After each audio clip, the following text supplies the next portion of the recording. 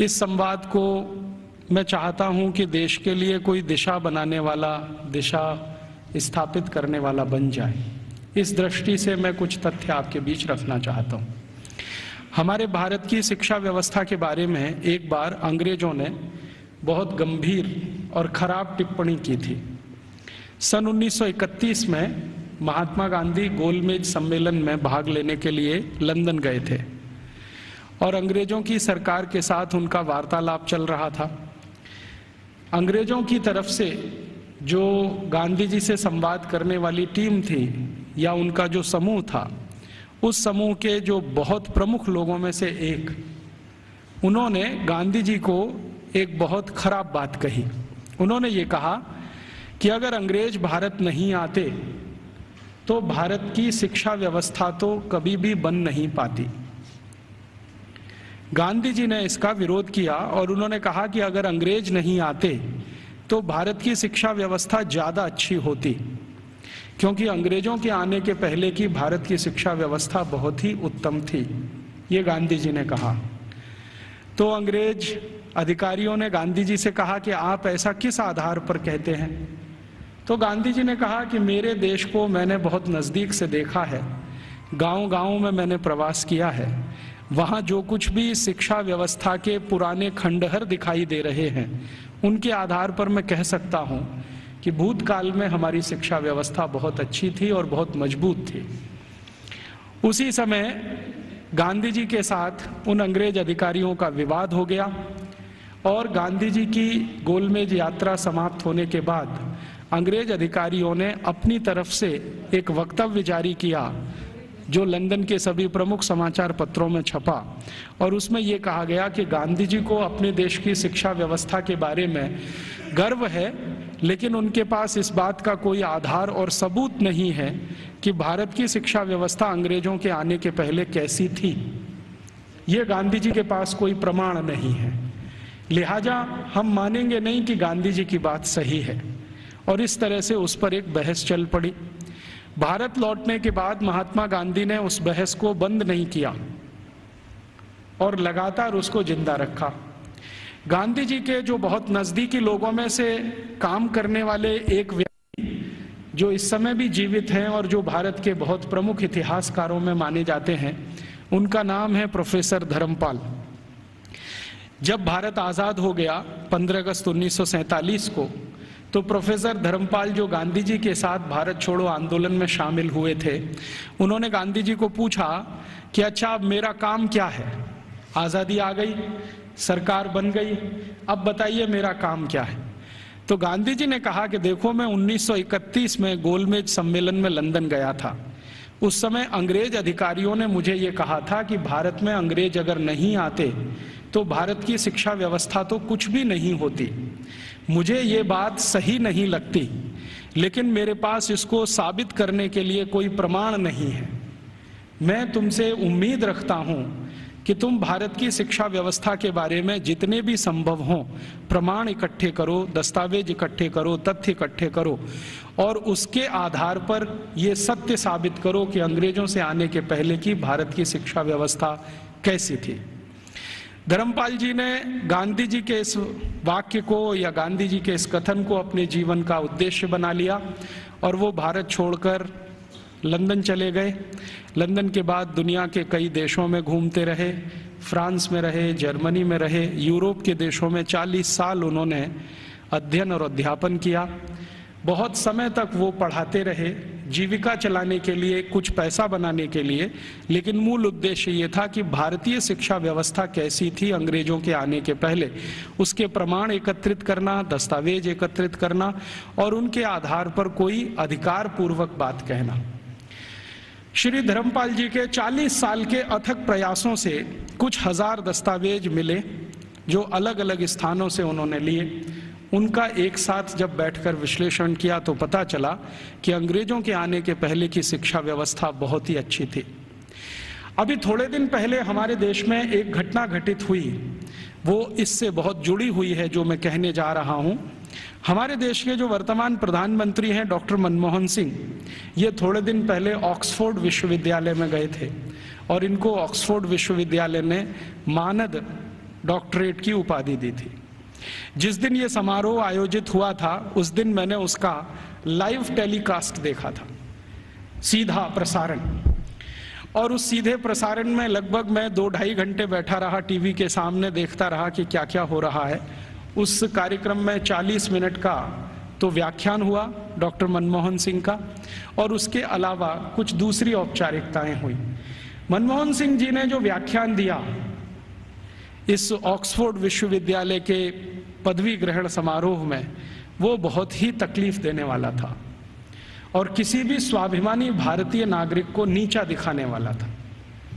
उन्होंने अपने व्याख्यान की शुरुआत ही यहाँ से की कि हम अंग्रेजों के बहुत आभारी हैं जो उन्होंने भारत में आकर अपनी सरकार बनाई।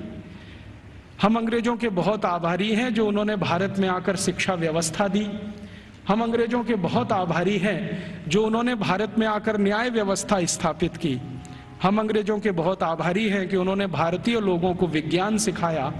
हम अंग्रेजों के बहुत आभारी हैं कि उन्होंने भारतीय नागरिकों को विज्ञान और तकनीकी का अंतर समझाया। हम अंग्रेजों के बहुत आभारी हैं कि उन्होंने अंग्रेजी भाषा हमें बताई। और ऐसा ही वो 40 मिनट बोलते रहे। अगले दिन क्या हुआ, लंदन के सभी समाचार पत्रों में हमारे भारत के प्रधानमंत्री डॉक्टर मनमोहन सिंह का ये वक्तव्य छपा, और इस वक्तव्य के साथ सभी समाचार पत्रों में संपादकीय टिप्पणी भी छपी। और ज्यादातर समाचार पत्रों के संपादकीय में ये लिखा गया कि हमारे देश के एक पूर्व प्रधानमंत्री विंस्टन चर्चिल ने सन 1945 में भारत के बारे में ये कह दिया था कि ये देश आजाद होने लायक देश नहीं है। और भारत के प्रधानमंत्री डॉक्टर मनमोहन सिंह ने कल लंदन में व्याख्यान देकर ये सिद्ध कर दिया कि भारत आजादी के इतने साल के बाद भी अभी मानसिक रूप से गुलाम है। जिस देश का प्रधानमंत्री अभी भी अंग्रेजों के गुणगान करता हो, उस देश की प्रजा की मानसिक गुलामी की स्थिति क्या होगी इसका अंदाजा हम लगा सकते हैं, वगैरह वगैरह। खूब लंबी संपादकीय टिप्पणी उस पर की गई। मेरे कुछ दोस्तों ने वो संपादकीय टिप्पणियां अलग अलग अखबारों से काट कर भेज दिया। उसके बाद मैंने डॉक्टर मनमोहन सिंह के लिए एक पत्र लिखा जो लगभग 250 पेज का है। वो पत्र नहीं, एक किताब हो गई। और मैंने उनसे कहा कि हमें बड़ी शर्म आती है कि आप भारत के प्रधानमंत्री हैं जो भारत के बारे में कुछ भी नहीं जानते। हमें शर्म आती है कि आप भारत के ऐसे प्रधानमंत्री हैं जिन्होंने भारतीयता का कुछ समझने की भी जीवन में कोशिश नहीं की है। भारत अंग्रेजों के पहले कैसा था, भारत की शिक्षा अंग्रेजों के पहले कैसी थी, भारत की तकनीकी और विज्ञान अंग्रेजों के पहले कैसा था, हमारा भारत अंग्रेजों के पहले उद्योग और व्यापार में किस स्थान पर दुनिया में टिका हुआ था। ये सब बातें अगर आप दस्तावेजों के आधार पर जरा समझें और जानें तो बहुत अच्छा होगा। आप अगली बार ऐसा गुलामी का वक्तव्य देने से बचेंगे। आपको सुनकर हैरानी होगी कि मैंने ये जो पत्र लिखा, ये पत्र मनमोहन सिंह के कार्यालय में पहुंचा और एक लाइन का उत्तर आया कि आपका पत्र मिला और हम उसको कार्यवाही के लिए भेज रहे हैं। अब कहाँ भेज रहे हैं कार्यवाही के लिए? मैंने तो लिखा था हमारे देश के प्रधानमंत्री को, और उसमें पत्र तो एक ही पन्ने का था, बाकी 249 पन्ने के तो दस्तावेज जो ये सिद्ध करने के लिए मैंने उनके पास भेजे कि आप पहले इन दस्तावेजों को पढ़ें और देखें कि अंग्रेजों के आने के पहले का भारत कैसा था। शिक्षा व्यवस्था के स्तर पर, तकनीक और विज्ञान के स्तर पर, उद्योग और व्यापार के स्तर पर, हर स्तर पर, चिकित्सा व्यवस्था के स्तर पर, जहां तक भी संभव हो मैंने उसमें जानकारी दी। उसमें से एक हिस्से की छोटी जानकारी मैं आपसे भी शेयर करना चाहता हूं कि भारत की शिक्षा व्यवस्था कैसी थी, और जिस समय हमारी शिक्षा व्यवस्था ऐसी थी उस समय यूरोप की शिक्षा व्यवस्था कैसी थी। भारत की शिक्षा व्यवस्था के बारे में सबसे ज्यादा काम जिन्होंने किया है वो कुछ अंग्रेज ही है। एक अंग्रेज अधिकारी भारत में आया जो लगभग 40 साल यहां रहा, उसका नाम था विलियम एडम। विलियम एडम बहुत उच्च स्तर का अधिकारी था। अंग्रेजों की जो संसद का एक हिस्सा है हाउस ऑफ लॉर्ड्स, उसमें बहुत दिनों तक वो सांसद था और भारत में उसको बहुत उच्च स्तर का अधिकारी बनाकर भेजा गया था। उसकी हैसियत इतनी बड़ी थी कि वो भारत में आकर अगर गवर्नर को या वायसराय को कोई सुझाव दे दे तो वॉयसराय उसको कानून बनाने के लिए मजबूर होता था। विलियम एडम इस स्तर का अधिकारी था। उस विलियम एडम के नीचे काम करने वाले कुछ अधिकारी थे, जिनमें से एक था मैकॉले, टीवी मैकॉले। मैकॉले की तो आपने बार बार चर्चा सुनी है, बार बार नाम भी सुना है, लेकिन विलियम एडम के बारे में शायद आप में से कम लोग जानते होंगे, क्योंकि ये मैकॉले का बॉस था। मैकॉले भारत में शिक्षा व्यवस्था के बारे में जितना भी अभ्यास करता था, वो अपने इमीडिएट बॉस विलियम एडम को भेजता था। तो विलियम एडम ने भारत की शिक्षा व्यवस्था पर एक रिपोर्ट तैयार की, और वो रिपोर्ट लगभग 1700 कुछ पन्ने की है, 1780 पन्ने हैं उस रिपोर्ट में। वो रिपोर्ट संसद में पेश की गई। संसद माने अंग्रेजों की संसद में, हाउस ऑफ कॉमन्स में पेश की गई, और इस रिपोर्ट के आधार पर अंग्रेजों को पता चला कि भारत की शिक्षा व्यवस्था कैसी है। विलियम एडम की रिपोर्ट में से कुछ तथ्य मैं आपको देता हूं जो इस समय अंग्रेजी संसद के रिकॉर्ड्स पर हैं। आप जानते हैं कि हाउस ऑफ कॉमन्स और हाउस ऑफ लॉर्ड्स में जो भी बहस होती है वो सभी रिकॉर्ड में रहती है, और जो रिकॉर्ड में आ जाती है वो उनका डॉक्यूमेंट्स बन जाती है, दस्तावेज बन जाती है। और फिर ब्रिटिश पार्लियामेंट की एक प्रेस है जिसको हंसार्ड कहते हैं, वो जरूरत पड़ने पर समय समय पर ये डॉक्यूमेंट्स को प्रकाशित करती रहती है। तो भारत की शिक्षा व्यवस्था पर विलियम एडम की रिपोर्ट, जिसमें जगह जगह पर मैकॉले की दी गई टिप्पणी, मैं पहले मैकॉले की एक छोटी सी लाइन आपको सुना देता हूं। मैकॉले और विलियम एडम भारत की शिक्षा व्यवस्था के बारे में अंग्रेजों की संसद में जब बात कर रहे हैं तो घंटों घंटों उन्होंने बात की है। एक दिन ये टीवी मैकॉले 2 फरवरी सन 1835 को ब्रिटिश पार्लियामेंट के हाउस ऑफ कॉमन्स में खड़ा होकर भाषण दे रहा है और कह रहा है कि मैंने भारत का उत्तर, दक्षिण, पूरब, पश्चिम पूरा इलाका घूम लिया है। ऐसा कोई क्षेत्र नहीं है जो मैंने भारत का नहीं देखा है, और मैंने भारत का बाहरी क्षेत्र भी देखा है, आंतरिक क्षेत्र भी देखा है। देखने के बाद मैं जो कह रहा हूं आप उस पर विश्वास नहीं करेंगे, लेकिन जो सत्य है वो मैं आपको कहूंगा, उसको मैं अपने अंदर रोक नहीं सकता। सत्य क्या कह रहा है? वो कह रहा है कि संपूर्ण भारत को उत्तर, दक्षिण, पूरब, पश्चिम में घूम लेने के बाद उसने अंग्रेजी का एक मुहावरा इस्तेमाल किया है, I had travelled length and breadth. Length and breadth माने सब भारत मैंने देख लिया, मैंने पूरा भारत देख लिया। और उसके बाद मैं ये कहता हूं कि भारत देश में आज तक कहीं भी भिखारी देखने को नहीं मिला, कोई बेरोजगार आदमी देखने को नहीं मिला, गांव के किसी कोने में किसी स्थान पर बैठा हुआ कोई ऐसा व्यक्ति ना मिला जो किसी पर पराश्रित हो। आज तक मैंने किसी ऐसे व्यक्ति को भारत में नहीं पाया जो अपना जीवन चलाने के लिए दूसरों के आगे हाथ फैलाता हो। और ये ज्यादा पुरानी बात नहीं है, 1835 में वो बोल रहा है। आज से लगभग आप कल्पना करें तो 170 साल पहले बोल रहा है। तो 170 साल पहले इस देश में कोई भिखारी नहीं था। जरा ध्यान से सुनिए इस बात, कोई भिखारी नहीं, कोई बेरोजगार नहीं। फिर वो कहता है टीवी मैकॉले कि मैंने दुनिया के बहुत शहर देखे हैं, पेरिस देखा है, बर्लिन देखा है, हैम्बर्ग देखा है, मॉस्को देखा है, फ्रैंकफर्ट देखा है, शिकागो देखा है, न्यूयॉर्क देखा है, लंदन तो अपना है ही, बार बार देखा है, लेकिन इन सभी शहरों की कुल संपत्ति भारत के एक शहर से भी बहुत कम है।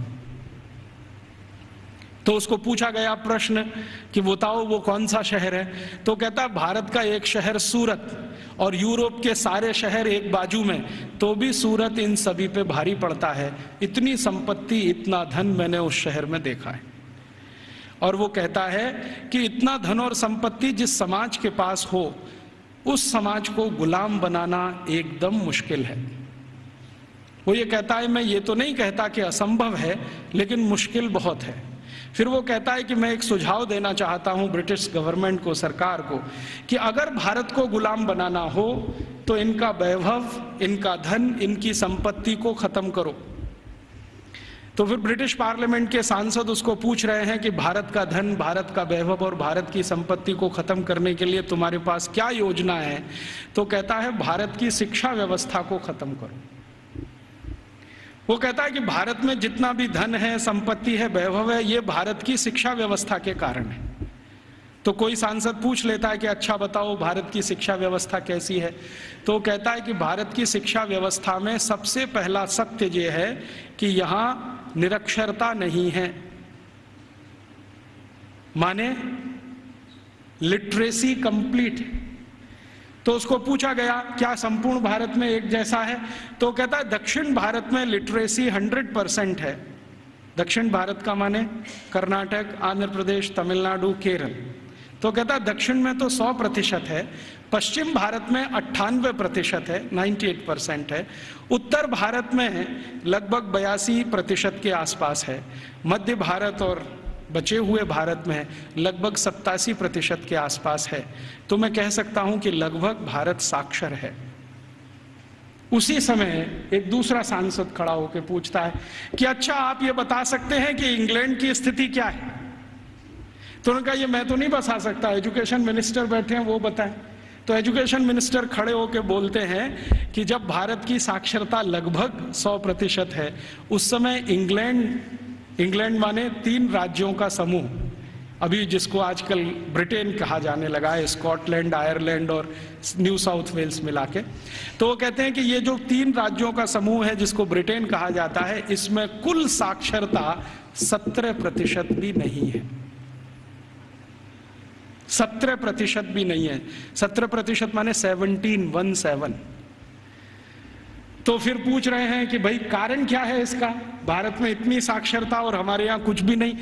तो वो कह रहा है टीवी मैकॉले के इस समय भारत में 7,32,000 रेवेन्यू विलेजेस हैं, राजस्व वाले गांव। तो नॉन रेवेन्यू वाले, उसने कहा वो मुझे नहीं मालूम। वो कह रहा 7,32,000 राजस्व गांव हैं और ऐसा एक भी राजस्व गांव नहीं है जहां पर स्कूल की व्यवस्था नहीं है। तो फिर उसको प्रश्न पूछा गया कि क्या भारत के लोग इसको स्कूल कहते हैं, तो उन्होंने कहा नहीं, मैंने कहा है स्कूल, भारत के लोग इसको गुरुकुल कहते हैं।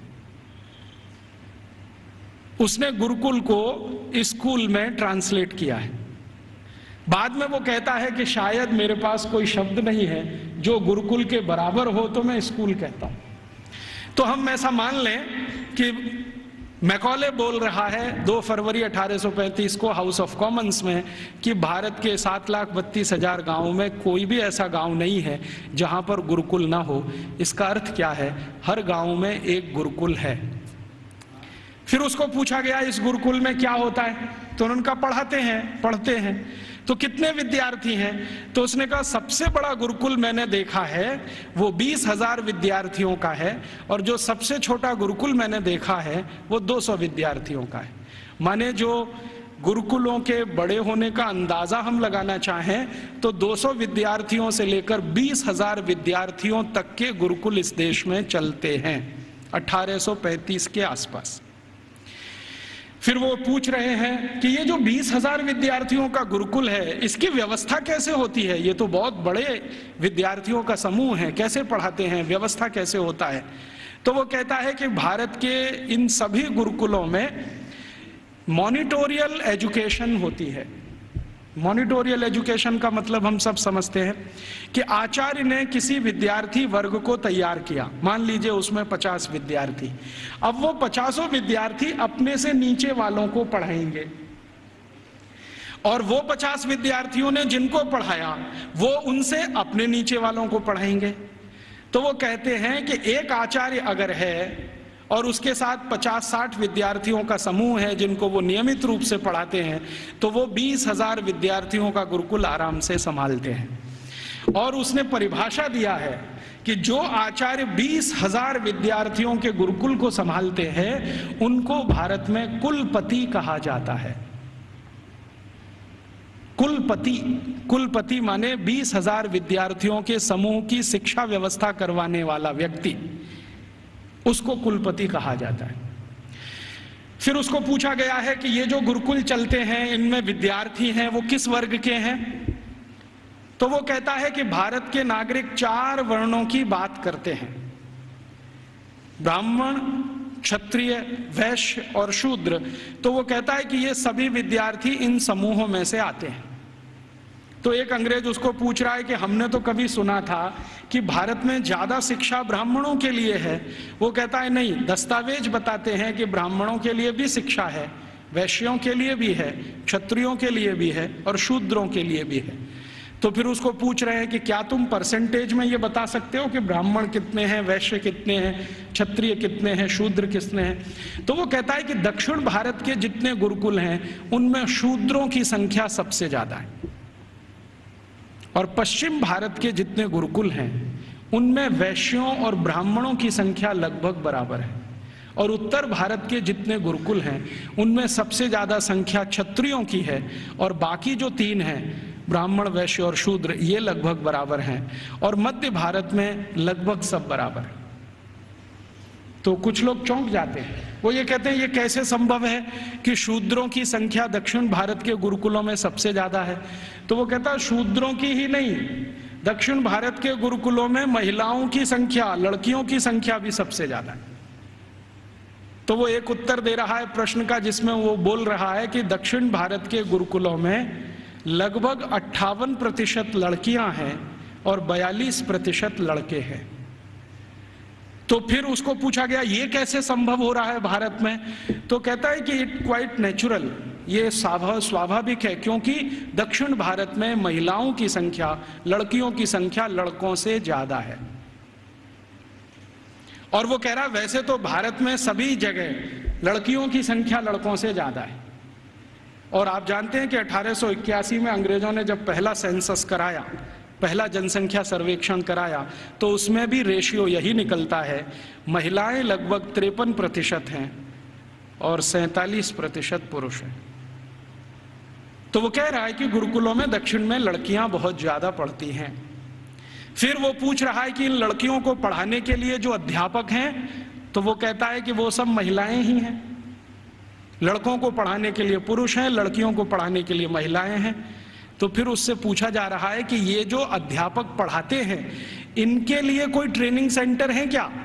तो वो कह रहा है कि सभी गुरुकुलों के साथ उच्च अध्ययन केंद्र जुड़े हुए हैं जहां पर इन अध्यापकों को तैयार किया जाता है, और तैयार होने के बाद वो गुरुकुलों में पढ़ाने का काम शुरू कर देते हैं। हर गुरुकुल के साथ एक उच्च अध्ययन केंद्र है। फिर उसके साथ पूछा जा रहा है कि अच्छा ये बताओ भारत के इन स्कूलों में, माफ करो गुरुकुलों में क्या विषय पढ़ाए जाते हैं। तो वो गिना रहा है कि 18 विषय पढ़ाए जाते हैं, 18 विषय पढ़ाए जाते हैं। सबसे ज्यादा किस विषय पर जोर दिया जाता है।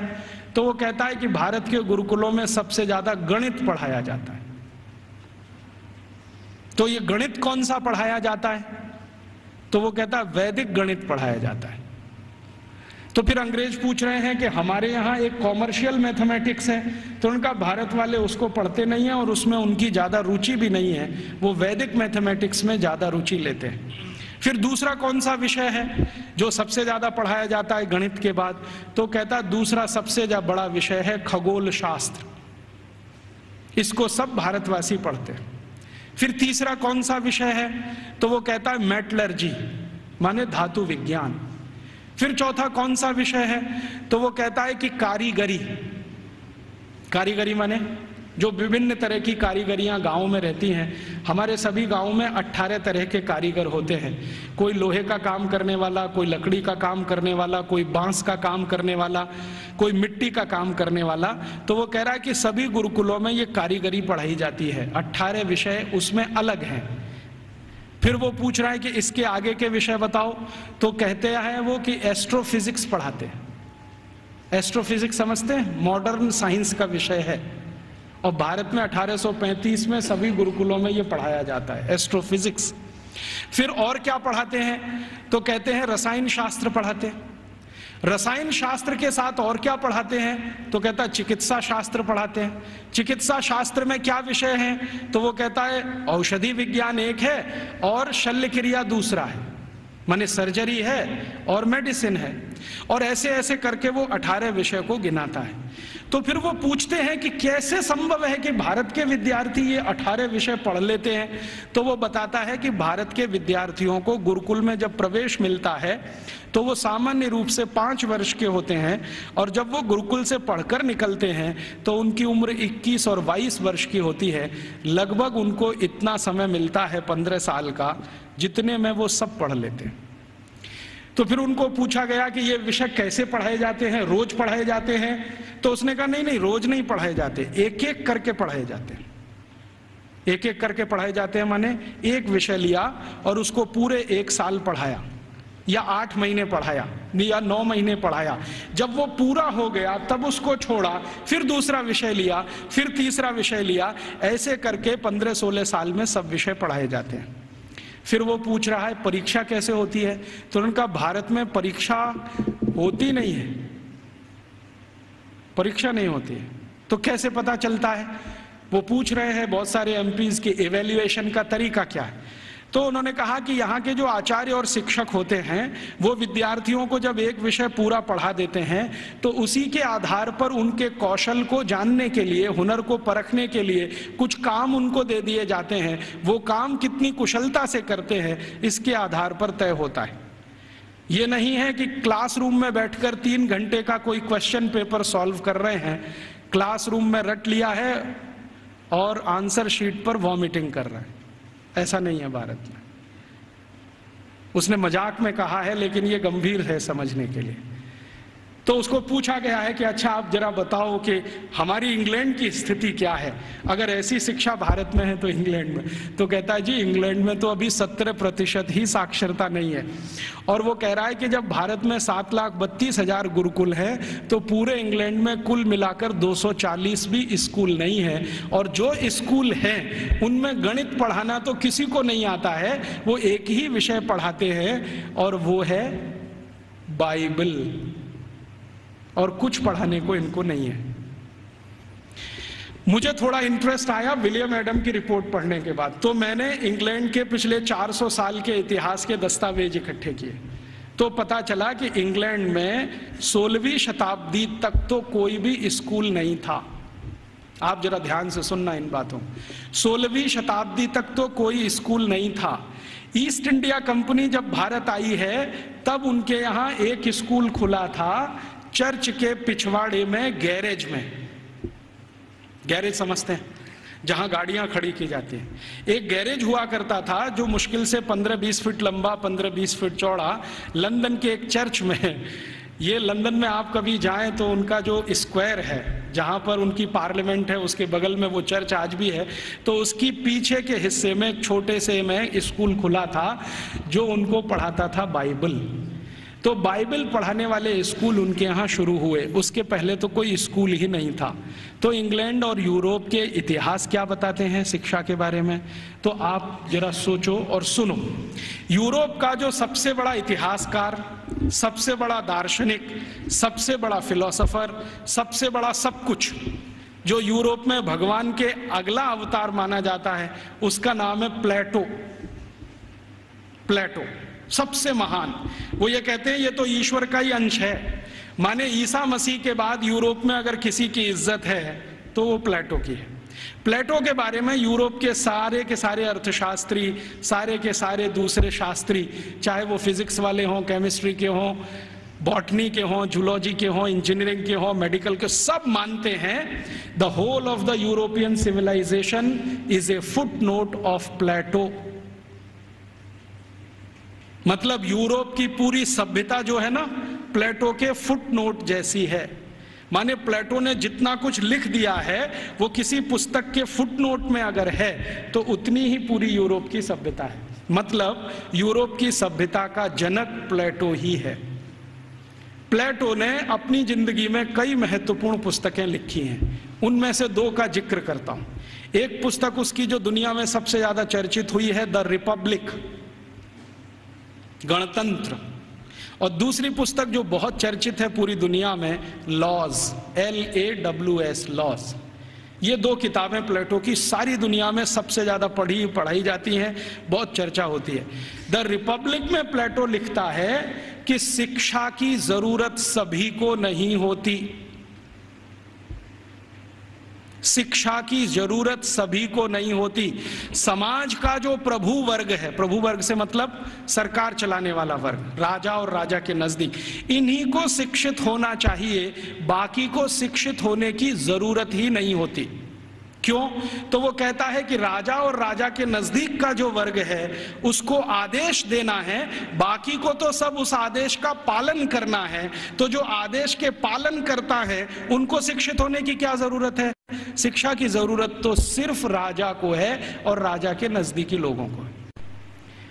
ये जो प्लेटो ने कहा, प्लेटो के बाद जो दूसरा उसका ग्रेट ग्रेट ग्रेट फिलोसोफर या उसका ग्रेट ग्रेट स्टूडेंट अरिस्टोटल कहता है कि मेरा जो गुरु बोल गया है उसी पर मैं सहमत हूं।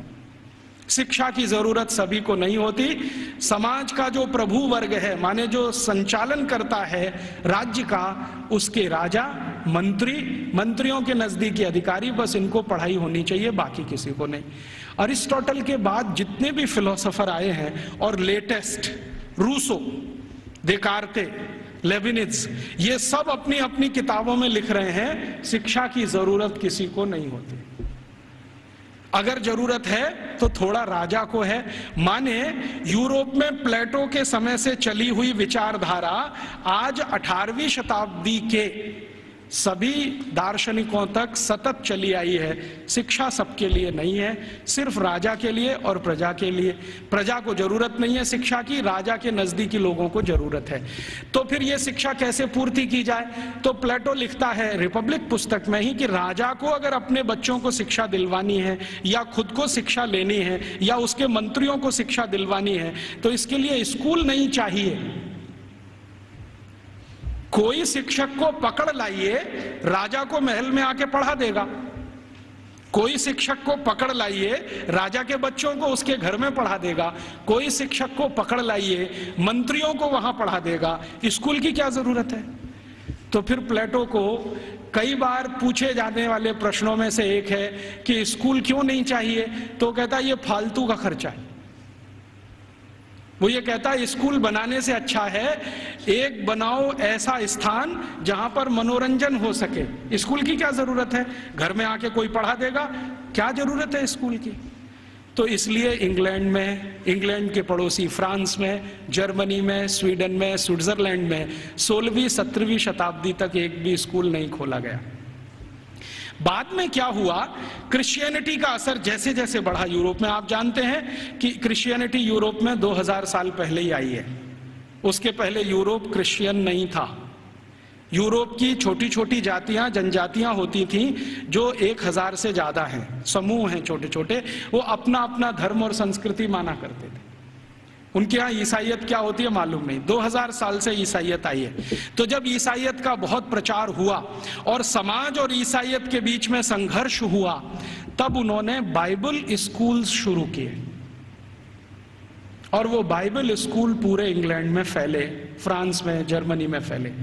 तो वो कह रहा है टीवी मैकॉले कि हमारे यहाँ तो कुछ स्कूल चलते हैं, वहां सिर्फ बाइबल पढ़ाई जाती है और कुछ नहीं पढ़ाया जाता, और बाइबल भी पढ़ाई जाती है तो संडे को पढ़ाई जाती है, बस मंडे से सैटरडे छुट्टी रहती है। और उन स्कूलों को इंग्लैंड के दस्तावेजों में संडे स्कूल्स कहा जाता है।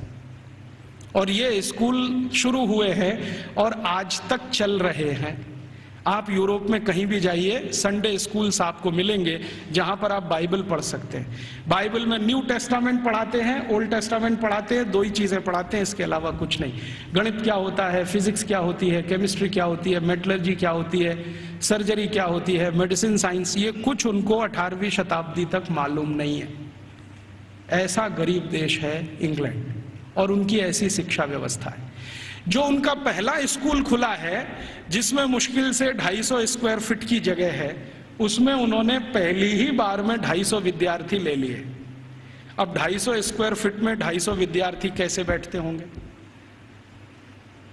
कल्पना कर लो आप, कितना स्पेस होगा उनके पास। एक शब्द इस्तेमाल होता है अंग्रेजों के यहां, ब्रीदिंग स्पेस। ब्रीदिंग स्पेस भी नहीं है। वो कह रहा है मैकॉले कि हमारे तो बाइबल स्कूलों में ब्रीदिंग स्पेस भी नहीं है, माने हर विद्यार्थी को घिचपिच में बैठना पड़ता है, जगह नहीं है उनके पास। लेकिन भारत के एक एक गुरुकुल तो 5-5 हेक्टेयर में बने हुए हैं। 1 हेक्टेयर में लगभग 5 एकड़ होते हैं, 25 एकड़ में गुरुकुल बने हुए हैं। और वो कह रहा है कि भारत के बहुत सारे गुरुकुल रेजिडेंशियल हैं, जहां पर विद्यार्थियों को रहने और खाने की व्यवस्था है, और कुछ गुरुकुल ऐसे हैं जो डे स्कूल की तरह से चलते हैं। विद्यार्थी सुबह आते हैं, शाम को पढ़ के अपने घर वापस जाते हैं। फिर वो उसको पूछा जाता है कि भारत के विद्यार्थियों को ये सारी की सारी जो शिक्षा दी जाती है, इसका कोई वर्गीकरण है, क्लासिफिकेशन है? तो वो बहुत सुंदर उत्तर दे रहा है, जो हमें इस पे रिसर्च आज जरूरी है करना। वो ये कह रहा है कि भारत के विद्यार्थियों को 2 चीजें पढ़ाई जा रही हैं, एक तो शिक्षा है, दूसरी विद्या है। अब वो कहता है कि मुझे समझ में नहीं आता शिक्षा कौन सी है, विद्या कौन सी है। लेकिन मैं जितने भी गुरुकुलों में गया हूं, पूछता हूं क्या पढ़ते हो, तो कुछ विद्यार्थी कहते हैं हम शिक्षा ले रहे हैं, कुछ कहते हैं हम विद्या ले रहे हैं। ये विद्या क्या है, शिक्षा क्या है, मुझे समझ में नहीं आता, लेकिन ये हर गुरुकुल में मुझे सुनाई देता है।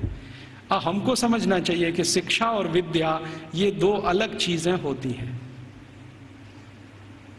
आज के समय में हमने इन दोनों का खिचड़ी बना दिया है, और ऐसा खिचड़ी बना दिया है कि उसमें से चावल और मूंग की दाल को बीन पाना ही बड़ा मुश्किल हो गया है। नाम सब है विद्यालय और काम कर रहे हैं शिक्षालय का, है कि नहीं? कोई भी विद्यालय ले लो, 1 2 3 नाम विद्यालय, विद्यालय, महाविद्यालय, ये विद्यालय, काम सब शिक्षालय का कर रहे हैं, नाम विद्यालय रखा हुआ है। ऐसा घालमेल कर दिया। शायद ये मैकॉले का असर है, क्योंकि मैकॉले को शिक्षा और विद्या में अंतर नहीं मालूम था, हमें भी नहीं मालूम है। हम जानते नहीं है कि विद्या क्या होती है और शिक्षा क्या होती है। विद्या जो है ना, अपनी जिंदगी को अध्यात्म के रास्ते पर ले जाने वाली, अपने जीवन को ऊंचा उठाने वाली, आत्मा का परमात्मा से मेल कराने वाली, मनुष्य शरीर छूटने के बाद हमारी आत्मा परमात्मा से मिल जाए, इन सब बातों को सिखाने वाली, धर्म क्या है, अधर्म क्या है, न्याय क्या है, अन्याय क्या है, श्रेय क्या है, अश्रेय क्या है, छोड़ने वाला क्या है, ग्रहण करने लायक क्या है, ये सब ज्ञान देने वाली या विवेक देने वाली ये तो है विद्याएं। और बाकी हमने मैथमेटिक्स पढ़ लिया, हमने केमिस्ट्री पढ़ ली, हमने ये फिजिक्स पढ़ लिया, हमने ये कॉमर्स सीख लिया, हमने वो, ये है सब शिक्षा। तो कह रहा है कि भारत के सभी गुरुकुलों में विद्या है और शिक्षा है, लेकिन वो उसको इतना समझ में आ गया है कि ये जो विद्या है वो शिक्षा से ऊंची है। इसलिए भारत में गुरुकुल में जाने वाला सभी अपने को विद्यार्थी कहता है, शिक्षार्थी कोई नहीं कहता अपने को, क्योंकि मूल जो वो सीखने आया है वो कुछ और सीखने आया है। खाली गणित सीखने नहीं आया है, या खाली कॉमर्स सीखने नहीं आया, या खाली मेटलर्जी सीखने नहीं आया, विद्या सीखने आया। इसलिए विद्यार्थी कहलाना वो पसंद करता है अपने आप को। और वो कहता है कि जितनी ऊंची कल्पना भारत में है विद्या और शिक्षा की, हम तो उसके दूर दूर कहीं नजदीक तक नहीं है।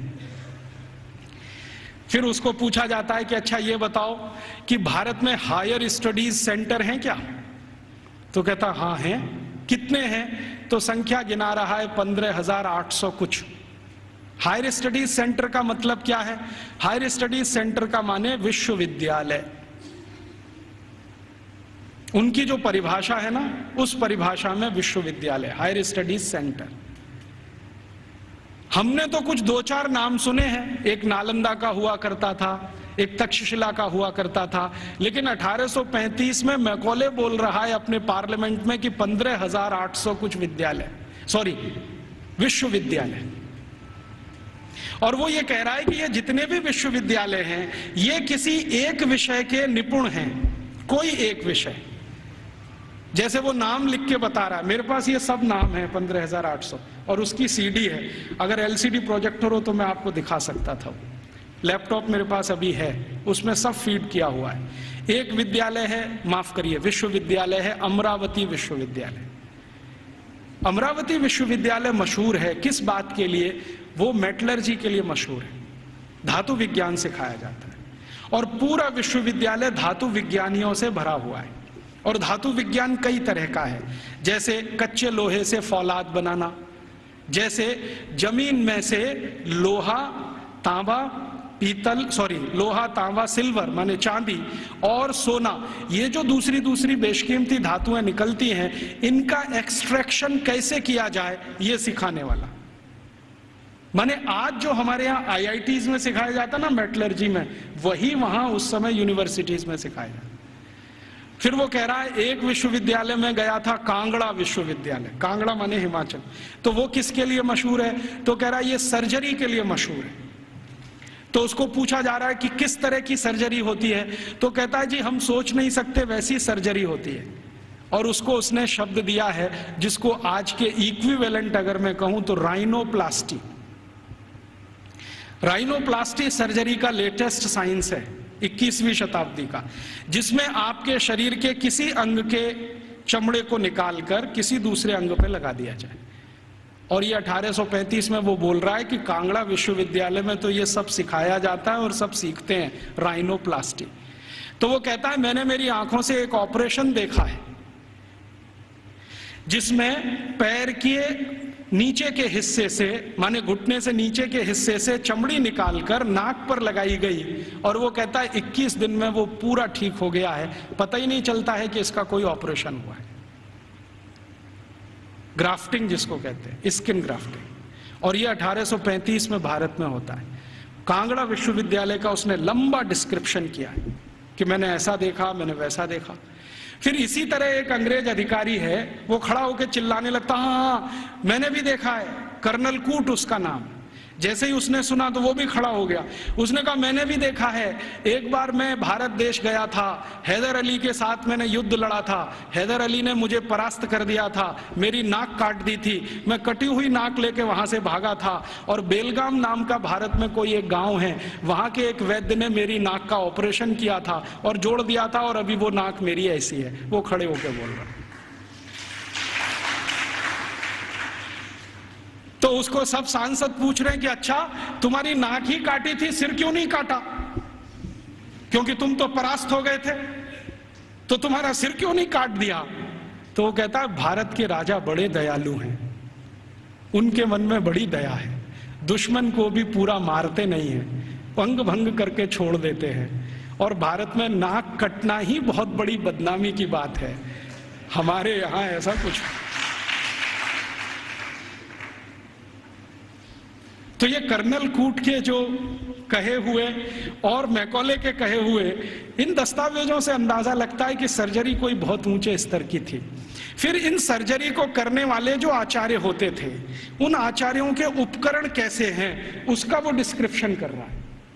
और आपको सुनकर आश्चर्य होगा कि सामान्य रूप से सर्जरी का एक आचार्य माने आज का MS मास्टर ऑफ सर्जरी, उस जमाने का आचार्य, तो वो कहते हैं कि सामान्य रूप से एक आचार्य के पास कम से कम 500 इंस्ट्रूमेंट्स तो होते ही हैं। वो कहता 20 तरह की तो उनके पास क्लिप्स हैं, ये जो 2 वाली होती है ना पकड़ के, 20 तरह की, और सभी उच्च स्तर के लोहे से बनी हुई, जिनमें कभी जंग नहीं लगता। फिर वो कहता भारतवासी बिना जंग का लोहा बनाना तो 10वीं शताब्दी से जानते हैं, हमने उनसे ही सीखा है, हमको लोहा बनाने की तकनीक भारत से ही आई है, और ऐसा लोहा बनाना जानते हैं जिसपे कभी जंग नहीं लगती। वो आज भी कभी देखना हो तो चले जाइए, मेहरौली का खंबा खड़ा हुआ है। वो कहता है इनको ऐसा लोहा बनाना आता है तो इंस्ट्रूमेंट अच्छे अच्छे बना लेते हैं। और वो एक मजे की बात कह रहा है कि जिस समय इंग्लैंड में हम चिकित्सा कराते हैं अपनी कोई बीमारी की, तो उस समय 1835 में इंग्लैंड में चिकित्सा क्या होती है जरा सुनिए, और यहाँ कोई एलोपैथी डॉक्टर हैं तो वो जरा ध्यान से सुने। 1835 में इंग्लैंड में चिकित्सा व्यवस्था होती है तो क्या है, एक ही चिकित्सा है उनके पास, हिप्पोक्रेटिस मेडिसिनल सिस्टम। एक हिप्पोक्रेटिस नाम का कोई आदमी हुआ इंग्लैंड में, ईसा से करीब 250 साल पहले, सॉरी ग्रीस में हुआ, इंग्लैंड में नहीं ग्रीस में हुआ। तो उसने कुछ सिद्धांत दिए हैं, वही सिद्धांत एलोपैथी का मूल आधार है, सारे के सारे सिद्धांत। तो हिप्पोक्रेटिस क्या कहता है, वो कहता है शरीर में कोई भी बीमारी घुस गई तो उसका एक ही कारण है कि रक्त आपका दूषित हो गया है। कोई भी बीमारी हो, सर्दी हो गई, जुकाम हो गया, बुखार आ गया, खांसी हो गई, आपको डायरिया हो गया, डिसेंट्री हो गई, लंग इन्फेक्शन, कुछ भी हो गया, तो हिप्पोक्रेटिस एक ही बात में डायग्नोसिस देता है कि आपका रक्त दूषित है। अब इस दूषित रक्त को निकालो शरीर में से, यही चिकित्सा। तो वो कहता है कि भारतवासी चिकित्सा कैसी करते हैं और हमारे डॉक्टर कैसी करते हैं। वो कहता है कि जब मुझे बुखार आता है और मैं किसी डॉक्टर के पास जाता हूं तो वो मेरी हाथ की नस काट देता है और उसमें से खून निकलने लगता है, और वो कहता है ये खून जब तक निकलेगा नहीं तब तक बुखार तुम्हारा खत्म होगा नहीं। कभी कभी मुझे डर लगता है कि खून के साथ जान ना निकल जाए मेरी। और वो ये कहता है कि भारत में जो चिकित्सा व्यवस्था है इतनी अद्भुत है कि कुछ बुखार आ जाए, कितने से भी कितना बुखार आ जाए, वो कुछ चूरन खिला देते हैं और अगले दिन बुखार ठीक हो जाता है। अच्छा, ये जो कहानी उसने कही है, ये कहानी जॉर्ज वॉशिंगटन ने भी कही है। आप जानते हैं जॉर्ज वॉशिंगटन अमेरिका के राष्ट्रपति, और बल्कि पहले राष्ट्रपति, सबसे पहले राष्ट्रपति, अमेरिका की आजादी के बाद सबसे पहले राष्ट्रपति जॉर्ज वॉशिंगटन। आपको मालूम है उनकी मृत्यु कैसे हुई? उनको आया बुखार। तो ये जो हिप्पोक्रेटिस मेडिसिनल सिस्टम है ना, हाँ, एक ही सिस्टम है उनके पास, हिप्पोक्रेटिस मेडिसिनल सिस्टम, जिस पर उनके आप बहुत थीसिस लिखे गए हैं, बहुत काम हुए। तो उनको आ गया बुखार, और बुखार हो गया बहुत 103 104 डिग्री। तो उनका डॉक्टर आया और उनके दोनों हाथों की नस काट गया, हाँ, और कहा कि ये खून बहने दो, अभी मैं सवेरे आऊंगा आपको देखने। तो दोनों हाथों की नस कटी और रात भर में इतना खून बह गया कि सवेरे जॉर्ज वॉशिंगटन मरे हुए मिले। ये है मॉडर्न एलोपैथिक सिस्टम। और मैकॉले कह रहा है कि जिस समय हम तो सिर्फ नस काट के खून निकाल के इलाज करते हैं, भारत के लोग पता नहीं क्या क्या जड़ी बूटियों से चूरन बनाते रहते हैं, पाउडर बनाते रहते हैं। और वो कहता है कि इनके कॉम्बिनेशन इतने परफेक्ट हैं कि 1-2 बार ही खाना पड़ता है, उसके बाद खाना ही नहीं पड़ता। फिर उसको पूछा गया, क्या तुमने कोई लिस्ट बनाई है ये जो चूरन में कॉम्बिनेशन है इसके? तो वो कहता है हाँ, मैं एक लिस्ट बना रहा हूं, उसमें कुछ मेडिसिनल हर्ब्स हैं, कुछ रूट्स हैं, कुछ प्लांट्स हैं। तो वो पूछ रहे हैं कितनी संख्या हो गई है? तो उसने कहा 16,000 तो हो गई है, पता नहीं आगे कितनी जाएगी। उस जमाने में तो कुछ लोग आश्चर्य से पूछ रहे हैं कि ये जो शिक्षा है, वहां चिकित्सा भी दे रहे हैं, सर्जरी भी दे रहे हैं, मेटलर्जी भी दे रहे हैं, वगैरह वगैरह, क्यों दे रहे हैं? तो वो कहते हैं, भारत के सभी आचार्य कहते हैं कि जीवन एकांगी नहीं है। अब ये देखिए, ये फिलॉसफी की बात, जीवन एकांगी नहीं है, और चूंकि एकांगी नहीं है तो इसमें सब तरह के ज्ञान की जरूरत होती है। तो हर विद्यार्थी को सभी तरह का ज्ञान होना चाहिए, विशेषज्ञता उसको किसी एक में होनी चाहिए, ज्ञान उसको सब तरह का होना चाहिए। तो कहता है कि जो प्राइमरी लेवल की ज्ञान है वो सबको दी जाती है, मेडिसिन की, सर्जरी की, मेटलर्जी की, मैथमेटिक्स की। जब वो विद्यार्थियों की रुचि उत्पन्न हो जाती है तो किसी एक विषय में उनको विशेषज्ञ बना दिया जाता है, और फिर वो विद्यार्थी समाज में चला जाता है, उसकी शिक्षा पूरी हो जाती है, विद्या पूरी हो जाती है, फिर वो समाज को अपनी सेवाएं देता है। और वो एक बहुत महत्व की बात कह रहा है कि भारत के विद्यार्थी इन सब गुरुकुलों से जब पढ़कर निकलते हैं तो उनको संकल्प कराया जाता है, संकल्प कराया जाता है। और संकल्प क्या कराया जाता है? तो उनको ये कहा जाता है कि देखो, ये जो ब्रह्मांड जगत है, वो उसको अंग्रेजी में एक्सप्लेन कर रहा है, ठीक से नहीं कर पाया, कहीं गलती है वो मैंने ठीक कर दिया है, क्योंकि बहुत सारी चीजें उनके समझ की बाहर हैं जो हमारी समझ के लिए सामान्य है। क्योंकि हर सभ्यता में कुछ बातें विशेष होती हैं जो दूसरी सभ्यता में नहीं मिलती हैं, तो बाहर वाला आकर उसको जिस चश्मे से देखेगा, हमारा चश्मा उससे बिल्कुल अलग होगा। तो वो कह रहा है कि भारत में ऐसा बोलते हैं, मानते हैं कि ये जो ब्रह्मांड जगत है इसमें मनुष्य ही नहीं है, मनुष्येतर बहुत सारे प्राणी हैं, पक्षी हैं, जीव हैं, जंतु हैं, और सब भारतवासी मानते हैं कि सब में आत्मा है, सब में आत्मा है। और प्लेटो क्या कहता है? प्लेटो करे जरा इसका सोचो, वो रिपब्लिक में लिख रहा है और लॉज में उसको रिपीट किया है। वो ये कहता है आत्मा सिर्फ राजा में होती है, प्रजा में आत्मा ही नहीं होती। प्लेटो का है, ये मेरा नहीं। वो कहता है आत्मा सिर्फ राजा में है, प्रजा में आत्मा है ही नहीं, इसलिए कानून सब प्रजा के लिए हैं, आदेश देने का अधिकार राजा को है। और प्लेटो तो कहता है कि राजा के मुंह से जो निकल गया वही कानून, प्रजा को उसी का पालन करना है। अच्छा, फिर प्लेटो ने स्ट्रेटिफिकेशन किया है कि राजा तो एक वर्ग है, उसके नीचे के वर्ग के उसने वर्गीकरण किया है कि प्रजा में पहला कौन, तो कहता है कि ये जो उद्योगपति हैं, व्यापारी हैं, धंधा करने वाले, ये पहले स्तर के। दूसरे स्तर पर कौन, तो अध्यापक हैं और कारीगर हैं और म्यूजिशियन हैं, संगीतकार हैं, पेंटर हैं, आगे आदि दो। तीसरे नंबर पर कौन, तो तीसरे नंबर पर खेत में काम करने वाले मजदूर हैं, फैक्ट्री में काम करने वाले मजदूर हैं वो। चौथे नंबर पर कौन, तो कहता है स्त्रियां, महिलाएं, वो चौथे नंबर पे। आखिरी पांचवा कोई नंबर नहीं है वहां। तो वो कहता है प्लेटो कि मैं कभी कभी कल्पना करता हूं कि प्रजा में गलती से आत्मा आ गई तो स्त्रियों में तो कभी नहीं आती, इसलिए वो लॉज में लिख रहा है कि कभी भी किसी न्यायाधीश को किसी स्त्री की गवाही पर विचार ही नहीं करना चाहिए, क्योंकि स्त्री को सत्य का ज्ञान नहीं है, उसको विवेक नहीं है, क्योंकि उसको आत्मा नहीं। तो आप जानते हैं ये जो मॉडर्न जस्टिस माने जुडिशियल सिस्टम निकला, जिसमें से आईपीसी, सीआरपीसी और सीपीसी आया और हमने बिना सोचे समझे उसको अपने देश में अपनाया, इस जुडिशियल सिस्टम में 1950 तक किसी महिला की गवाही को माना ही नहीं जाता था। यूरोप में अदालत में चलने वाले किसी भी मुकदमे में किसी महिला की गवाही नहीं मानी जाती थी।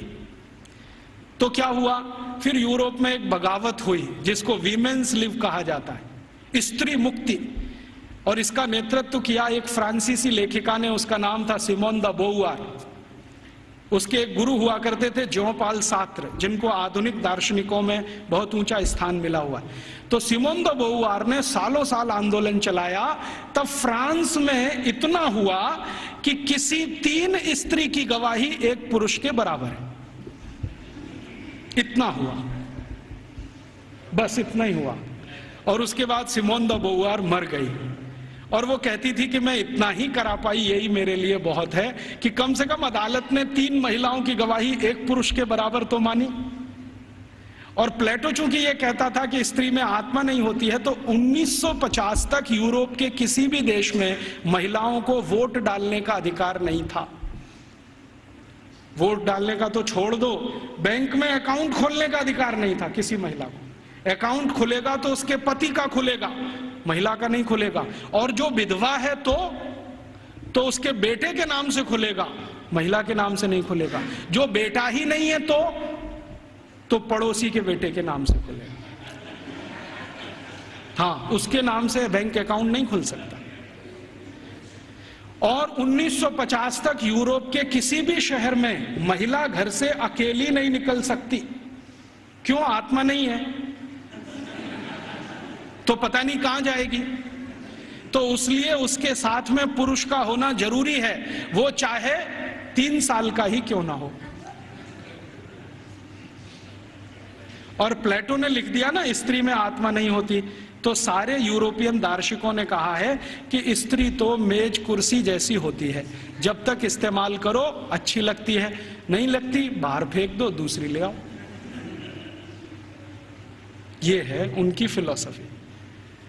तो मैकॉले ये सब वर्णन कर रहा है कि हम तो सोच ही नहीं सकते हैं हमारे यहाँ महिलाएं गुरुकुल की आचार्य हो सकती है।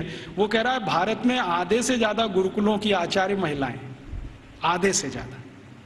और वो कह रहा है कि ये सिर्फ गुरुकुलों की नहीं, हायर स्टडीज सेंटर में भी यही है। तो उसको पूछा जा रहा है कि ये भारत में ऐसा कैसे हो गया, महिलाओं को इतनी शिक्षा मिल गई, इतनी ऊपर आ गई। तो वो कहते हैं भारत वाले बिल्कुल विचित्र हैं, ये कुछ और मानते हैं। हम मानते हैं कि स्त्री में आत्मा नहीं होती, भारत वाले कहते हैं कि स्त्री परमात्मा के सबसे नजदीक होती है, क्योंकि उसमें पुरुष से कुछ गुण ज्यादा होते हैं। हमारे सभी शास्त्रों में आप ये देख सकते हैं, चाहे ऋग्वेद में देखना हो तो देख लीजिए। ऋग्वेद के कई सूत्र ऐसे हैं जो ये बताते हैं कि स्त्री पुरुष से ऊंची है, क्योंकि उसमें ईश्वरीय गुण हैं। और आज की जो मॉडर्न साइंस है ना, इसने इसको दूसरे तरह से कहा है कि स्त्री में एक क्रोमोसोम ज्यादा होता है, वही सारा खेल खेलता है। पुरुष में नहीं है। स्त्री तय करती है कि बच्चा होगा या नहीं होगा, पुरुष में कोई दम नहीं है। तो ये आज की मॉडर्न साइंस कहती है। हमारी साइंस तो बहुत पहले कह चुकी है कि स्त्री ईश्वर के सबसे नजदीक है। हमारे कई शास्त्रों में ऐसे सूत्र हैं जो ये कहते हैं कि जब समाज को ये पता ना चले कि क्या करना क्या नहीं करना, तो स्त्रियों से पूछो, वो बताएंगी कि क्या करना। क्यों? क्योंकि उनको फंक्शनल नॉलेज सबसे ज्यादा होती है। फंक्शनल नॉलेज हम समझते हैं, जो क्रियात्मक ज्ञान है, जिससे कुछ हो जाता है, ऐसा ज्ञान उनको सबसे ज्यादा है। और फालतू ज्ञान पुरुषों को बहुत होता है। और उसका तमाशा देखना हो तो भारत की संसद को देख लो।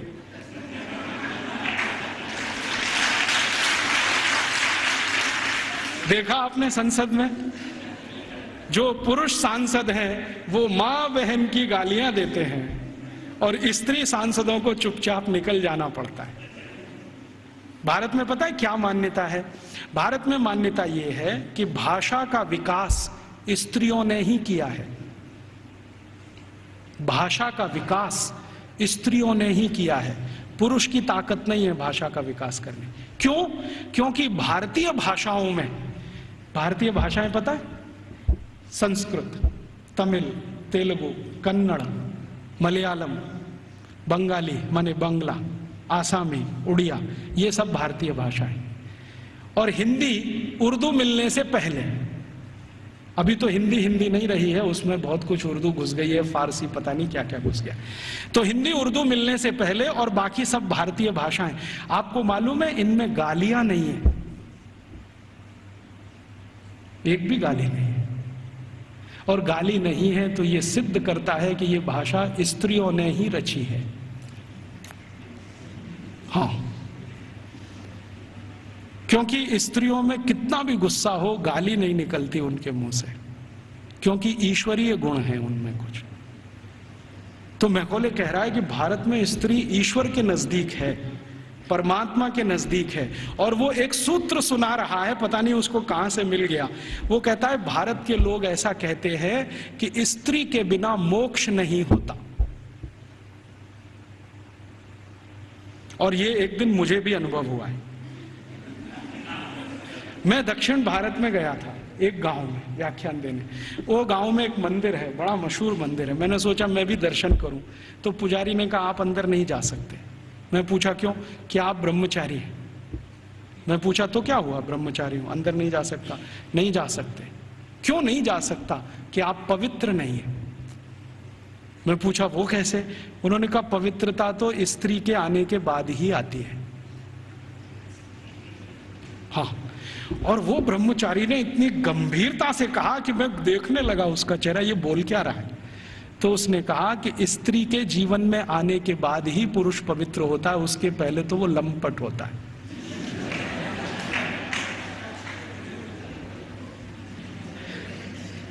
तो मंदिर में मुझे घुसने नहीं दिया उसने। और वो कहता आप तो क्या, हजारों साल से यहां कोई भी व्यक्ति बिना पत्नी के मंदिर में गया नहीं है।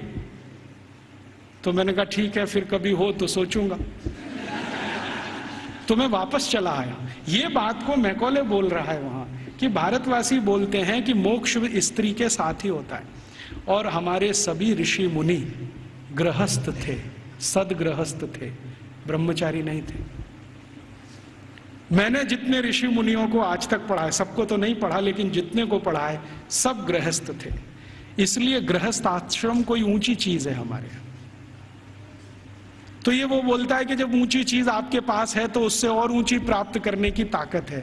जो ऊंची नहीं है तो ज्यादा ऊंची तो मिलेगी नहीं। तो भारत में तो स्त्री का ये हैसियत है कि वो अगर नहीं है तो परिवार नहीं है, समाज नहीं है, संस्कार नहीं है, भाषा नहीं है, ज्ञान नहीं है। इसलिए भारत में स्त्रियां तो बहुत ऊंची हैं।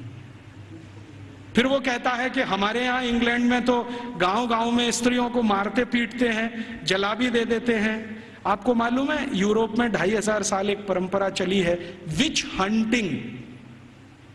बहुत किताबें लिखी गई हैं इसमें, बहुत लिखा। विच हंटिंग समझते? विच माने क्या कहना चाहिए हिंदी में? डायन, डायन, डायन कहते हैं ना। डायन को ढूंढना और उसको मारना, ये बहुत बड़ा खेल चलता था यूरोप के सभी देशों में, Germany, France, Sweden, Switzerland, Denmark, Norway, सब देशों में, और 2500 साल चलता था। गांव में ढूंढ ढूंढ के ऐसी महिलाओं को मारा जाता था जिनके पति की मृत्यु हो गई हो, तो मान लिया जाता था ये तो विच हो गई है और इसको हंट करना है, माने मार देना है। उनको जिंदा जलाना, कभी उनको जमीन में खड्डा खोद के गाड़ देना, बाल पकड़ के उनको खींच लेना, तरह तरह के अत्याचार उनके ऊपर होते थे।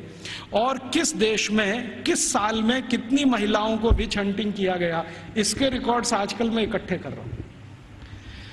तो हमारे यहां जब सती प्रथा की कहानी चर्चित हुई ना विलियम बेंटिंक के द्वारा, उसी साल में इंग्लैंड में 2700 से ज्यादा महिलाओं को डायन कह के मार डाला गया, उसी साल में। अब हुआ क्या कहानी में कि विलियम बेंटिंक ने अपने देश में जो 2500 से ज्यादा महिलाओं को डायन मरवाया कह के, उसकी चर्चा तो की नहीं आज तक। एक किसी महिला को इस देश में डायन सिद्ध करके मरवा दिया, उसको इतना ग्लोरीफाई कर दिया कि भारत के सभी गांवों में यही होता है। और विलियम बेंटिंक को तो कुछ समझ भी नहीं थी, अकल भी नहीं थी। अभी थोड़े दिन पहले इस प्रश्न का मुझे उत्तर मिला। भारत देश में आप जानते हैं कि 4500 से ज्यादा वनवासी जातियां हैं, 4556 हैं कुछ वनवासी जातियां। जैसे गोंड हैं, वो एक वनवासी जाति है। ऐसे ही गोंड जैसे 4500 से ज्यादा समूह हैं। इनके बीच में मैं पिछले कुछ सालों से घूम रहा हूं और मैंने वहां देखा कि सती का मतलब क्या होता है, सती कहते किसको है। एक बार गोंड लोगों के एक बहुत बड़े सम्मेलन में मैं गया और वहां किसी को सती किया जाना था। मैंने कहा चल के देखूं ये होता क्या है सती होना। तो वहां हुआ ये था कि एक महिला के पति का देहांत हो गया, स्वर्गवास हो गया, और पति का स्वर्गवास हो गया तो उसकी अंतिम यात्रा के लिए गांव के लोग जा रहे हैं। अंतिम संस्कार वो ऐसे ही करते हैं जैसे हम करते हैं, अग्निदाह करते हैं, लकड़ियां इकट्ठी करते हैं। तो मैंने देखा कि उसकी पत्नी आती है और उसके चारों तरफ प्रदक्षिणा करती है और संस्कृत के मंत्र बोलते हैं। कभी कभी उनको भूल जाएं तो वो अपनी भाषा के मंत्र बोलने लगते, लेकिन मंत्र उच्चार होता है, बराबर होता है, पूरे समय होता है। जितने समय तक लाश जलती है तब तक वो मंत्रोच्चार करते रहते हैं, कुछ ना कुछ बोलते हैं। तो मंत्रोच्चार हो रहा है, पत्नी उसकी प्रदक्षिणा कर रही है, तो एक चक्कर उसने लगाया और उनकी अपनी भाषा में सबके सामने हाथ जोड़कर कहा कि आज मेरे पति का स्वर्गवास हुआ है, समाज में ऐसा कौन सा समूह है जो मेरी सुरक्षा की जिम्मेदारी लेगा। वो प्रश्न पूछ रही है और बड़े सुंदर शब्दों में वो कह रही है कि भारत के शास्त्रों ने हमेशा स्त्री को सुरक्षित रहना ये आवश्यक है, क्योंकि उसको जीवन बढ़ाना है, तो इसलिए उसको सुरक्षा की जरूरत है। प्राकृतिक सुरक्षा भी चाहिए, दूसरे तरह की भी सुरक्षा चाहिए। क्या मेरी बेटियां जिम्मेदारी लेंगी? बेटियों ने हां बोल दिया तो आ जाएगी, नहीं बोला तो फिर चौथा चक्कर लगाएगी। फिर वो पूछेगी कि क्या समाज के प्रतिष्ठित लोग, जिनको हम क्या कहें महाजन लोग मेरी जिम्मेदारी लेंगे?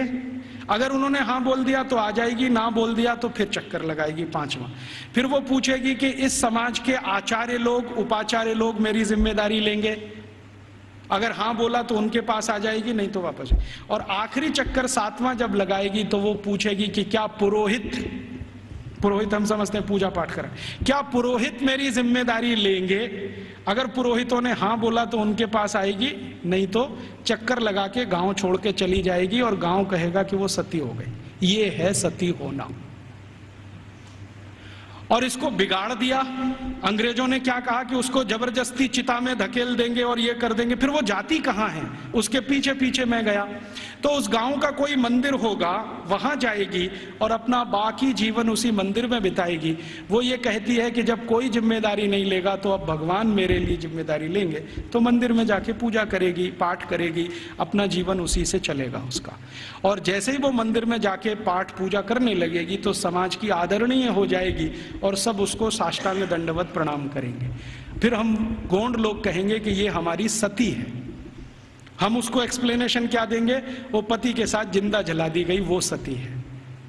सती होना कोई ऊंचा कर्म रहा है इस देश में, हम उसको समझ नहीं पाए। अंग्रेजों ने जो डिस्क्रिप्शन दे दिया उसी को अंतिम मान के हमने अपना मान लिया कि ऐसा ही कुछ होता होगा। ये होता है, और ये सिर्फ गोंडों में ही नहीं होता, भीलों में भी होता है। गोंड हैं, भील हैं, जितने तरह की जनजातियां हैं, ज्यादातर में ये होता है। तो मैकॉले कह रहा है कि भारत में तो स्त्रियों का स्थान बहुत ऊंचा है, परिवार में ऊंचा है, समाज में ऊंचा है, भाषा उनके यहाँ से निकली है, फंक्शनल नॉलेज उन्होंने समाज को दिया है, इसलिए इनके लिए तो सब कुछ विशेष होता है।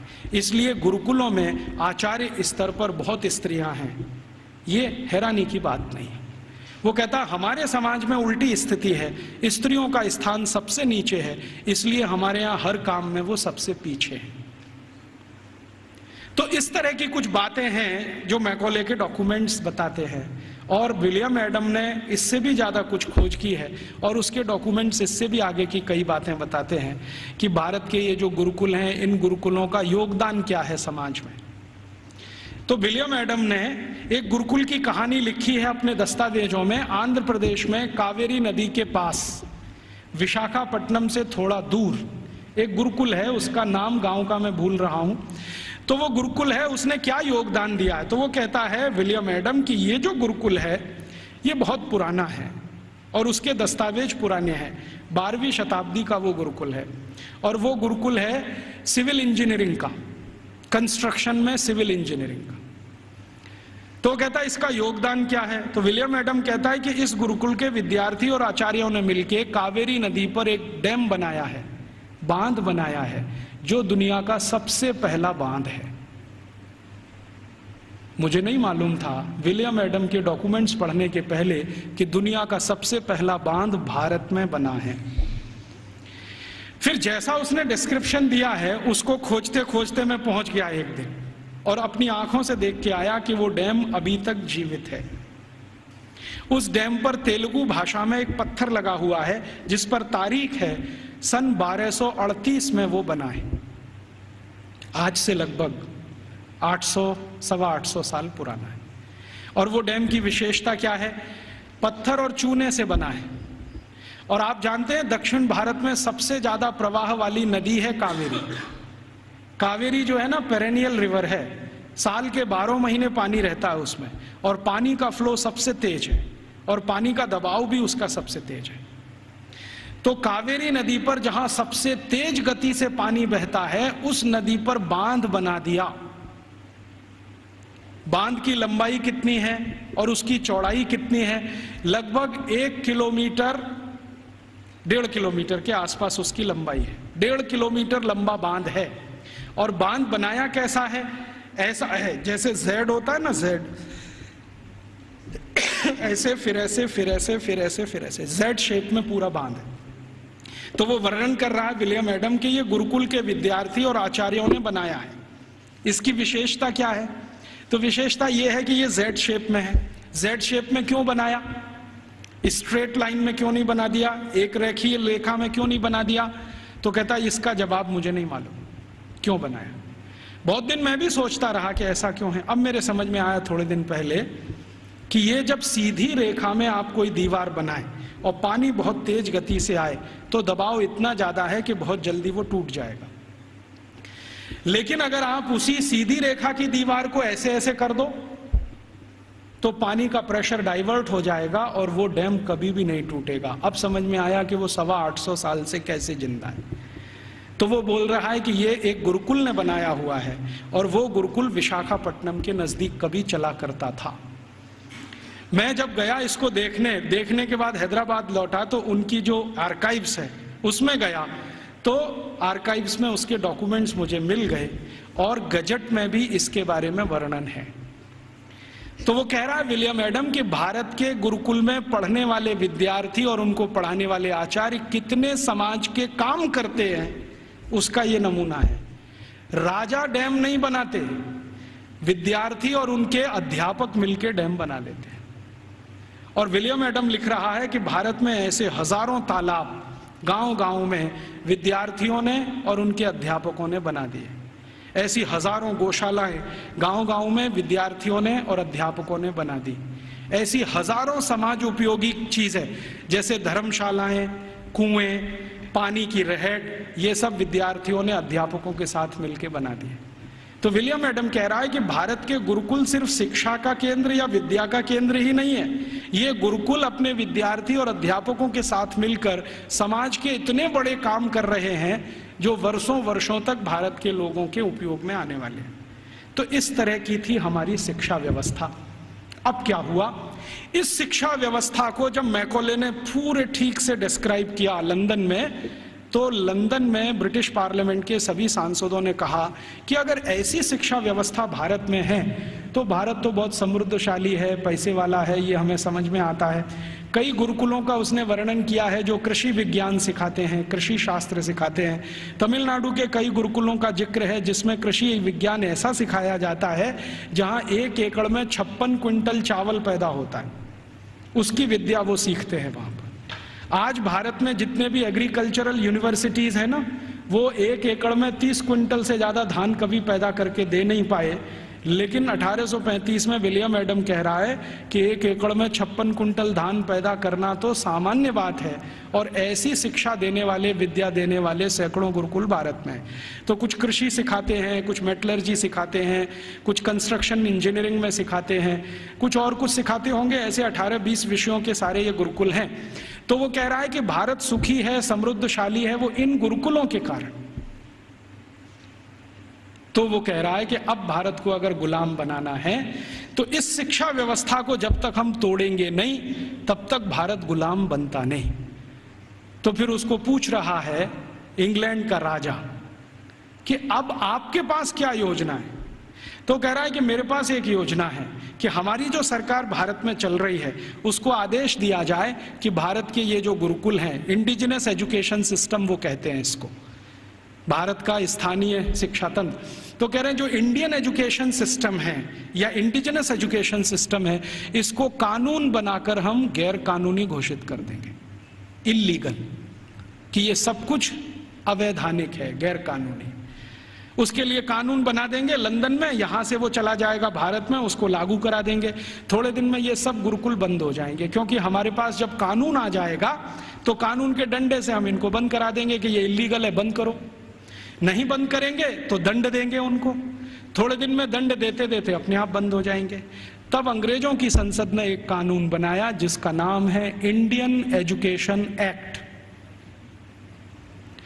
और वो पारित हुआ, बाद में भारत की संसद में पारित हुआ और उसको लागू किया गया। तो उसमें तय ये किया गया कि जितने भी गुरुकुलों में संस्कृत माध्यम से विद्या सिखाई जाती है वो सब गैर कानूनी। फिर कहा गया कि जितने भी गुरुकुलों में स्थानीय भाषाओं की मदद से, जैसे तेलुगु, तमिल, कन्नड़, मलयालम, मराठी, गुजराती, इनके माध्यम से विद्या दी जाती है, वो भी गैर कानूनी। तो कानूनी क्या? कानूनी वो जहां अंग्रेजी के माध्यम से शिक्षा दी जाती है, वो कानूनी। तो मैकॉले ने क्या किया, ये कानून लागू करा के फिर भारत के गुरुकुलों पर डंडा चलाया, बुलडोजर चलवाए, एक एक करके उनका नाश किया। जहां गुरुकुल बंद नहीं हो पाए वहां के अध्यापकों को जेल में डाल दिया, विद्यार्थियों को जेल में डाल दिया। कई कई जगह तो अत्याचार इतने हुए कि अध्यापकों के हाथ काट दिए गए, सिर काट दिए गए, कई कई गुरुकुलों में आग लगा दी गई, उनके पुस्तकालय जला दिए। ये सब अंग्रेजों ने अत्याचार 100 साल तक किया, 1840 से 1940 तक। इधर वो अत्याचार करते गए, भारत के गुरुकुल खत्म होते गए। दूसरी तरफ उन्होंने कॉन्वेंट स्कूल शुरू किए जो यूरोप में आज भी चलते हैं और किसी उद्देश्य की पूर्ति के लिए चलाए जाते हैं। मैं आपको एक इंटरेस्टिंग बात और बता दूं कि जो अंग्रेजी दस्तावेजों का मैं अध्ययन कर रहा हूं उसमें से एक और दस्तावेज है। ये कॉन्वेंट क्या होता है? यूरोप में एक बहुत खराब परंपरा है जो अभी 1950 तक चलती रही। जैसे स्त्रियों को वोट देने का अधिकार नहीं, स्त्रियों में आत्मा नहीं, वो बैंक अकाउंट नहीं खोल सकते, ऐसी ही एक बहुत खराब परंपरा इंग्लैंड में, फ्रांस में, जर्मनी, सभी देशों में, कि बच्चों को घर में रखना नहीं, बच्चे पैदा हुए तो अनाथ आश्रम में देना, ये उनकी पुरानी परंपरा है। और कई लोगों ने तो क्या किया है कि बच्चों को पैदा होते ही घर के बाहर टोकरी में रख दिया कि अनाथ आश्रम का कोई आएगा उठा ले जाएगा, लेकिन कई बार कुत्ते उठा ले जाते हैं उसको। भेड़िए उठा ले जाते। यूरोप का जो आधुनिक फिलोसोफर्स में एक माना जाता है ना, रूसो, उसके 5 बच्चे पैदा हुए, 4 को उसने ऐसे ही छोड़ दिया घर के बाहर टोकरी में रख के, 2 को कुत्ते खा गए, 2 को अनाथ आश्रम वाले ले गए। यूरोप में ये बहुत पुरानी परंपरा है बच्चों को लावारिस छोड़ना। क्यों छोड़ना? तो प्लेटो कहता है कि स्त्री और पुरुष के आनंद के क्षणों में बच्चे बाधा हैं, इसलिए मत रखो घर में। ये प्लेटो की शिक्षा है। वो कहता है कि अच्छे नहीं है बच्चे घर में रखना। और वो ये कहता है कि जीवन का चरम तो आनंद ही है, और वो भी शरीर का आनंद है। वो कहता है जीवन तो इसी के लिए मिला है कि हम शारीरिक आनंद की प्राप्ति करें, और बच्चे इसमें बाधा हैं, तो बच्चों को रखना नहीं घर में, तो छोड़ देना। तो वहां बच्चे छोड़ने की परंपरा है। अब बच्चे छोड़े जाते हैं तो राजा उनकी व्यवस्था करे छोड़े हुए बच्चों की। तो राजा कुछ संस्थाएं खड़ी करता है, उन संस्थाओं को कॉन्वेंट कहते हैं। कॉन्वेंट माने लावारिस बच्चों को पालने वाली संस्थाएं, अनाथ बच्चों को पालने वाली संस्थाएं। कॉन्वेंट माने अनाथ बच्चों के स्कूल, लावारिस बच्चों के स्कूल। तो यूरोप में ये कॉन्वेंट चलते हैं। तो ये मैकॉले कह रहा है कि भारत में भी यही चलाएंगे हम। तो कोई सांसद उससे पूछ रहा है कि भारत में कोई अनाथ होता है? उसने कहा होता तो नहीं है, लेकिन हम बनाएंगे। होता तो कोई नहीं है, क्योंकि भारत में किसी बच्चे के माता पिता भी मर जाएं तो उसके चाचा चाची हैं, ताऊ ताई हैं, मामा मामी हैं, मौसा मौसी हैं, बुआ फूफा, कोई तो लेगा उसको। यूरोप में तो है माता पिता, तो भी छोड़ देंगे। तो यूरोप में ये जो लावारिस बच्चे हैं, इनको पालने के लिए कॉन्वेंट खड़े किए जाते हैं। कॉन्वेंट को चलाने वाले ज्यादातर क्रिश्चियन इंस्टीट्यूट होते हैं या चर्च होता है। राजा चर्च को दान देता है और उस पैसे से ये सब चलते हैं। तो सबसे पहला कॉन्वेंट इस मैकॉले ने भारत में खुलवाया, कलकत्ता में। और उस कॉन्वेंट में कोई पढ़ने नहीं आता था, तो इसने दूसरा कानून बनवाया कि जो भारतवासी ईस्ट इंडिया कंपनी और अंग्रेज सरकार की नौकरी करेंगे और कलकत्ता में रहेंगे, उनको अपने बच्चे यहां भेजना आवश्यक है, नहीं तो नौकरी जाएगी। तो जबरदस्ती भारतवासी जो उनके यहाँ काम करते थे, उन्होंने अपने बच्चे भेजना शुरू किया। फिर धीरे धीरे एक कॉन्वेंट से 2 हुआ, 2 से 3 हुए, 3 से 10, 10 से 20, 50, 100, अब हजारों हो गए। अब भारत में ऐसा कोई गांव नहीं जहां कॉन्वेंट नहीं।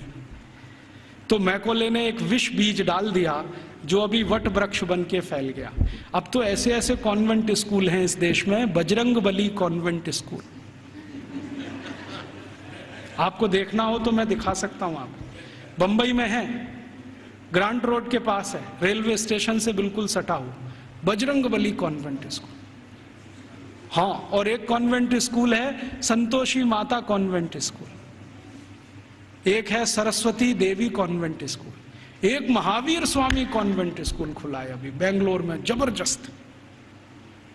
अब इनको पूछो चलाने वालों को कि बजरंगबली का कॉन्वेंट से क्या रिश्ता है, या सरस्वती देवी कब कॉन्वेंट स्कूल में पढ़ने गई थी। मूर्खों के मूर्ख इस देश में पैदा हो गए, ना तो अंग्रेज हैं ना तो हिंदुस्तानी हैं, खिचड़ी बन के इस समाज में पड़े हुए। ना उसमें से आप चावल निकाल सकते हैं, ना मूंग की दाल का दाना निकाल सकते। ये खिचड़ी लोगों ने देश का सत्यानाश कर दिया। ये सब मैकॉले की संतान है। मैकॉले तो छोड़ गया कुछ। जब अंग्रेज गए थे ना, तो रिकॉर्ड्स बताते हैं कि 350 कॉन्वेंट स्कूल थे 15 अगस्त 1947 तक। अब शायद वो 30-35 हजार हो गए हों, तो कोई आश्चर्य की बात नहीं। अब यूरोप में जो कॉन्वेंट स्कूल हैं, वैसी ही शिक्षण यहां हो रहा है। यूरोप में क्या होता है ना, मैंने आपसे कहा कॉन्वेंट माने लावारिस बच्चों के स्कूल। तो वहां जो बच्चे पढ़ने आते हैं, उनको सिखाया जाता है कि देखो ये जो अध्यापक है वो अध्यापक नहीं है, ये फादर है, ये मदर है, क्योंकि असली का पता नहीं।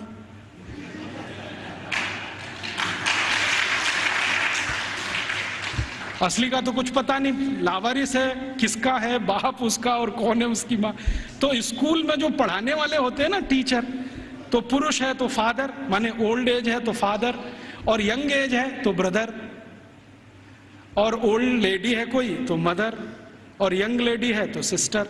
तो कॉन्वेंट में उनको बुलवाते हैं, ये फादर है, ये मदर है, ये ब्रदर है, ये सिस्टर है, क्योंकि असली नहीं है। अब हमने भारतवासियों ने बिना सोचे नकल कर लिया उसका। हमारे यहां तो घर में है असली, और कॉन्वेंट में जा रहा है बच्चा तो वहां हो गए नकली, और वहां उसको मदर फादर ही बोलना पड़ता है।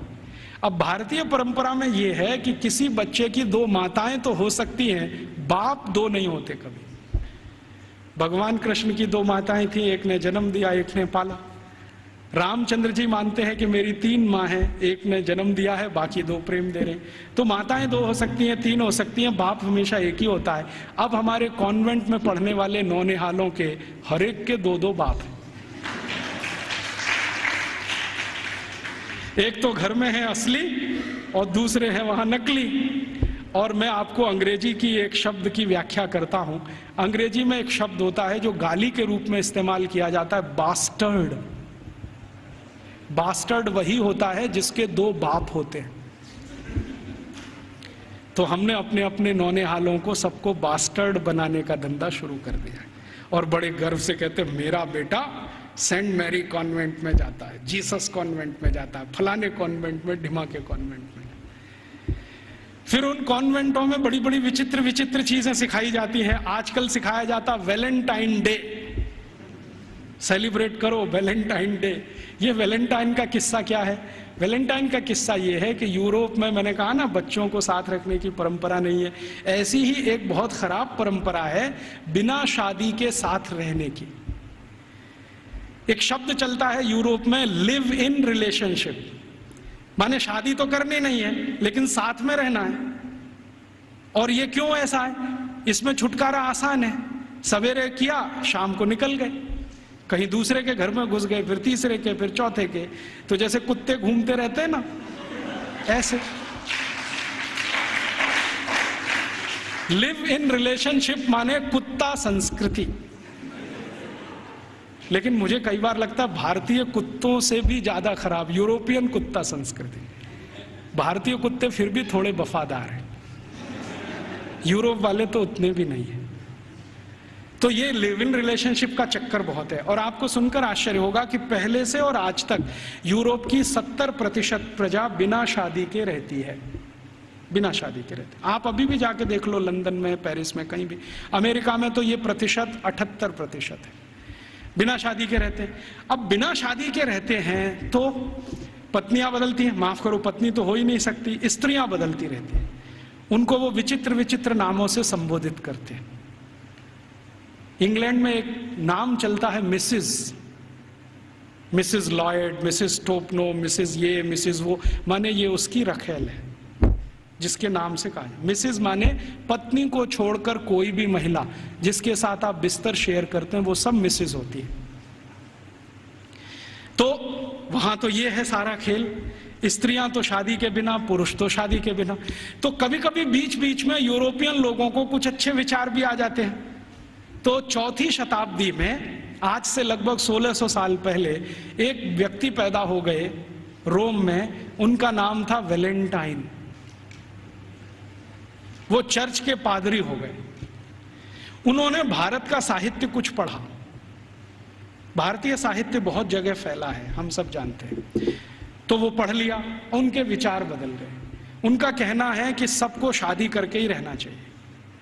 और वो प्रचार करने लगे गांव गांव घूम के कि भाई शारीरिक संबंध बनाओ तो पहले शादी करो। तो राजा जो था उस समय, क्लॉडियस नाम का एक राजा था रोम में, वो कहता था आप ये क्या बकवास करते हैं? वो कहते थे ये बकवास नहीं है, बहुत अच्छी जीवन पद्धति है। पूर्वी भारत में, पश्चिम भारत में, सब जगह यही चलती है। वहां के लोग बहुत अच्छे हैं, स्त्रियां बहुत अच्छी हैं, आप भी अगर इसमें आ जाओ तो बहुत अच्छा होगा, बीमारियां कम हो जाएंगी वगैरह वगैरह, समाज व्यवस्थित हो जाएगा। तो वो घूमते थे गांव गांव, प्रचार करते थे भाई शादी करो, शादी करो, शादी करो। और राजा जो होता था वो रोकता था कि शादी क्यों करना, हमारी तो परंपरा है बिना शादी के रहना। तो राजा और वैलेंटाइन का झगड़ा चलता था।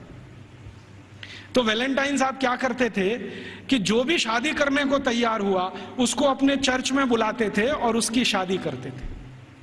ये सिलसिला उन्होंने 20-25 साल चलाया।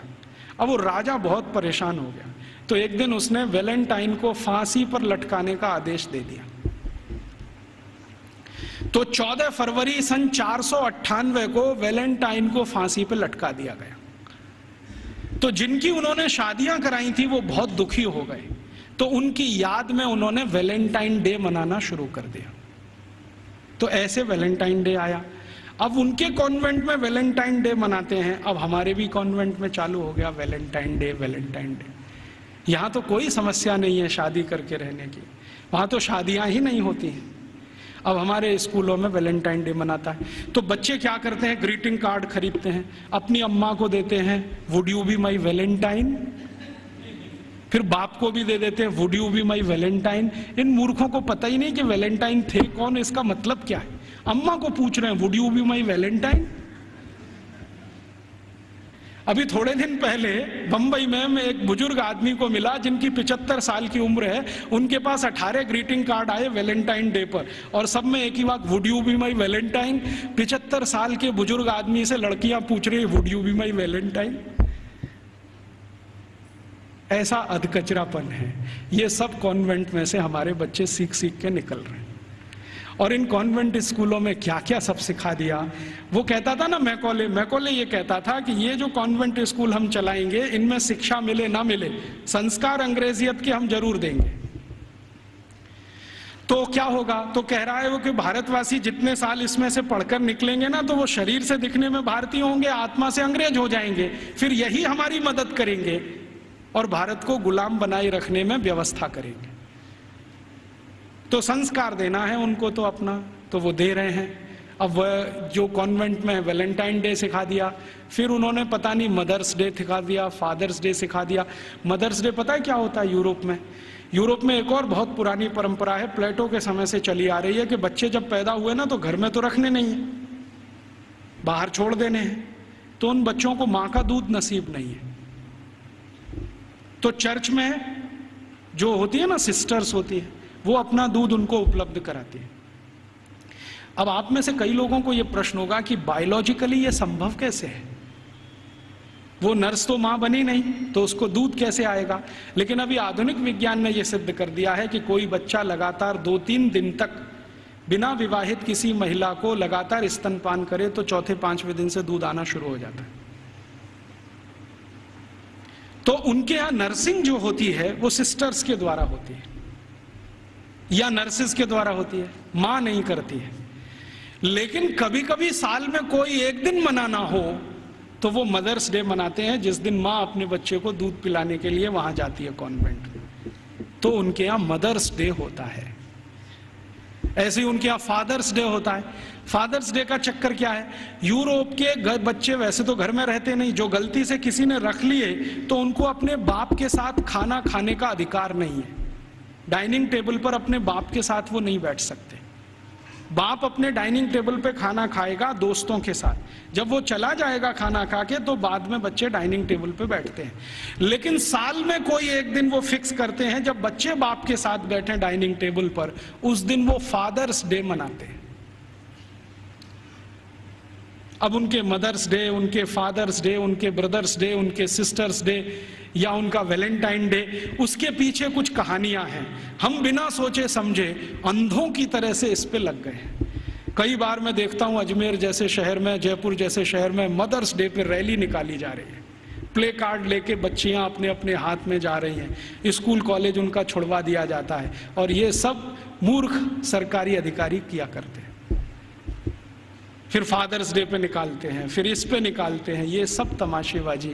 ये मैकॉले हमारे यहाँ छोड़ के गया, और वो बार बार कहता था कि हमें संस्कार देना है, शिक्षा दे पाए ना दे पाए वो महत्व का नहीं, अंग्रेजियत का संस्कार देना है।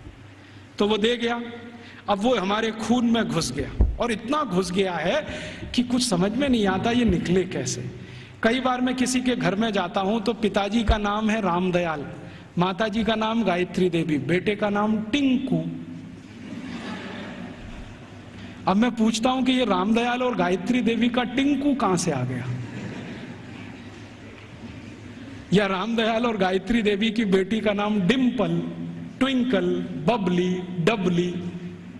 क्या है बबली का मतलब, क्या है डबली का मतलब? इस तरह के नाम हमने रखे हुए। घुस गई अंग्रेजियत हमारे घर में। हम सब मातृभाषा में हिंदी हैं और रोज घर में बोलते हो Rajiv Dikshit, she is my missus. तो मैं पूछता हूं really she is your missus? क्योंकि यूरोप में मिसेस का माने धर्म पत्नी को छोड़कर कोई भी महिला, और उनकी धर्मपत्नी कहती है, oh Rajiv Dixit, he is my mister. तो मैं पूछता हूं रियली? क्योंकि यूरोप में मिस्टर का माने पति को छोड़कर कोई भी पुरुष, और मिस तो बहुत ही खराब है। मिस है फ्रेंच शब्द है। मिस का माने एक ऐसी महिला जो जिंदगी भर वैश्यावृत्ति करे, शादी ना कर सके, वो मिस है। हम बड़े गर्व से लिखते हैं मिस फलाना, मिस ढिमाका, मिस ये, मिस वो, बिना सोचे समझे। और सबसे खतरनाक शब्द यूरोप में है अंकल। सबसे खतरनाक है, क्योंकि जिसके बारे में आपको कुछ बताना ही नहीं हो उसको अंकल बोल दो, जिसके बारे में नहीं बताना हो उसको आंटी बोल दो। हमारे यहाँ अंकल आंटी कैसे हो सकते हैं? या तो चाचा होंगे, या तो काका होंगे, या तो मामा होंगे, या तो मौसा होंगे, या तो ताऊ होंगे। सब कुछ हमारे यहाँ निश्चित है। अंकल तो बहुत ही अनिश्चित शब्द है, आंटी तो और भी। मैं कॉलेज छोड़ गया तो हमने अपने बच्चों से मम्मी बोल, डैडी बोल, ये बुलवाना शुरू कर दिया। मम्मी का मतलब है मरा हुआ, और डैडी मरे हुए जैसा, और बड़े शौक से बुलवाते मम्मी बोल, डैडी बोल। अब यूरोप में जो भूषा थी ना, वो हमारे कॉन्वेंट में घुस गई। यूरोप में क्या टाई लगाना है, सूट पहनना है, क्योंकि ठंड बहुत है। हमने यहाँ 50 डिग्री टेम्परेचर वाले अजमेर में भी टाई लगवा दिया सबको। इतनी भयंकर गर्मी है, अंदर से पसीना पसीना हो रहा है। और कभी कभी तो रोज मैं ये दृश्य देखता हूँ, एक दूल्हे राजा जून की गर्मी में शादी करने जा रहे हैं, 3 पीस सूट और टाई लगा के घोड़े पे चढ़ के बैठे हुए हैं। उनको पूछो, भाई तुमको सुपर इडियट बनने का यही दिन मिला है? कहता राजीव भाई एक दिन तो कर लेने दो, तो तुमको यही दिन मिला है अपनी शादी का? ऐसे हमारी भाषा बदल दिया, भूषा बदल गया, भोजन बदल गया। कॉन्वेंट स्कूलों से बच्चे सीख रहे हैं पिज्जा खाओ, बर्गर खाओ, हॉट डॉग खाओ, कोल्ड डॉग खाओ, चाउमीन खाओ, नूडल्स खाओ। तो उनका भोजन, उनकी भाषा, उनकी भूषा, उनका भजन, रॉक म्यूजिक, पॉप म्यूजिक, सब कुछ घुस गया। अब ये कर दिया सब बंटा था। अब ना तो हम भारतीय रह पाए, ना अंग्रेज बन पाए। अगर कोई सभ्यता खिचड़ी बन जाए, उसका भविष्य बहुत खराब होता है। मुझे कई बार ऐसा लगता है कि या तो हम भारतवासी पूरी ताकत लगा के अपने को अंग्रेज बना लें, नहीं तो पूरी ईमानदारी से भारतीय हो जाएं। ये अधकचरे ना रहें बीच में, क्योंकि इस अधकचरेपन ने हमारी जनरेशन्स को, पीढ़ियों को खत्म कर दिया।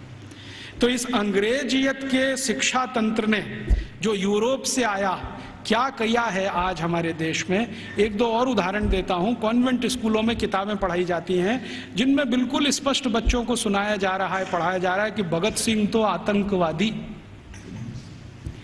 ऊधम सिंह तो आतंकवादी, चंद्रशेखर तो आतंकवादी, और महाराजा रणजीत सिंह तो लुटेरे। आप जानते हैं सिख समाज के बहुत प्रतिष्ठित धर्मगुरु महाराजा रणजीत सिंह, जिन्होंने न सिर्फ अंग्रेजों से लोहा लिया बल्कि मुसलमानों से भी इस देश को बचाया, उनको लुटेरा। हमारे भारत में एक जाति है जिसको जाट कहते हैं।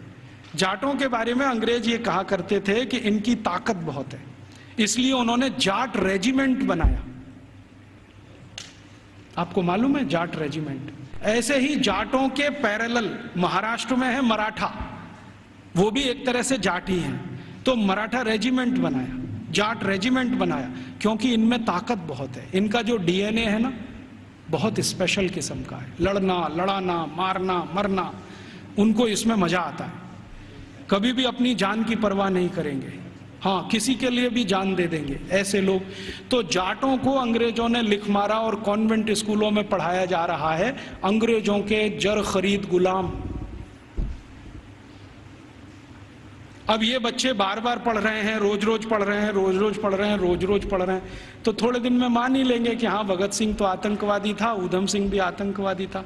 क्योंकि एक झूठ को आप बार बार कहो, बार बार कहो, बार बार कहो, तो 10-20 साल में सत्य तो हो ही जाएगा। एक कॉन्वेंट स्कूल की हिस्ट्री की किताब में मैं पढ़ के आया, और वो किताब मैंने संभाल के रखी हुई है। झांसी की रानी लक्ष्मीबाई ने भारत की आजादी के लिए कुछ नहीं किया, और उसका जीवन चरित्र लिखा गया है कि वो एक अंग्रेज अधिकारी जॉन लेक के प्रेम और मोहब्बत में ही फंसी रही जिंदगी भर। झांसी की रानी लक्ष्मीबाई के बारे में ऐसी सब चीजें पढ़ाई जा रही हैं। और धीरे धीरे हुआ क्या है, इन कॉन्वेंट स्कूलों के बनाए हुए सिलेबस को भारत सरकार ने सारे देश का सिलेबस बना दिया है, पूरे देश का। अब संसद में भले ही कितना हंगामा हो, लेकिन सरकार कहती है जी सत्य तो यही है, क्योंकि अंग्रेजों ने लिखा है। और हमारे प्रधानमंत्री भी कहते हैं सच्चे सत्यवादी तो अंग्रेज ही थे जो हमको ये सब सिखा के गए। ये स्थिति हमारे देश की है। तो ऐसी गंभीर स्थिति में हम सबको सोचना है, आज शिक्षक दिवस है, तो हम सब सोचें कि इस शिक्षा का क्या करें जो यूरोप से आई है और हमारे देश में जड़ जमा के बैठ गई है।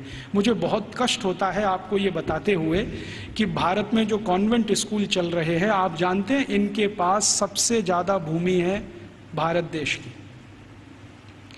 मैंने संसद में एक प्रश्न करवाया था, आप यहां बैठे हैं, मेरे एक दोस्त हैं अखिलेश कुमार करके गोरखपुर से, और सॉरी उसके पास के क्षेत्र से सांसद हैं। मैंने कहा जरा ये पूछ तो लो कि भारत में सरकार के बाद किसके पास सबसे ज्यादा जमीन है।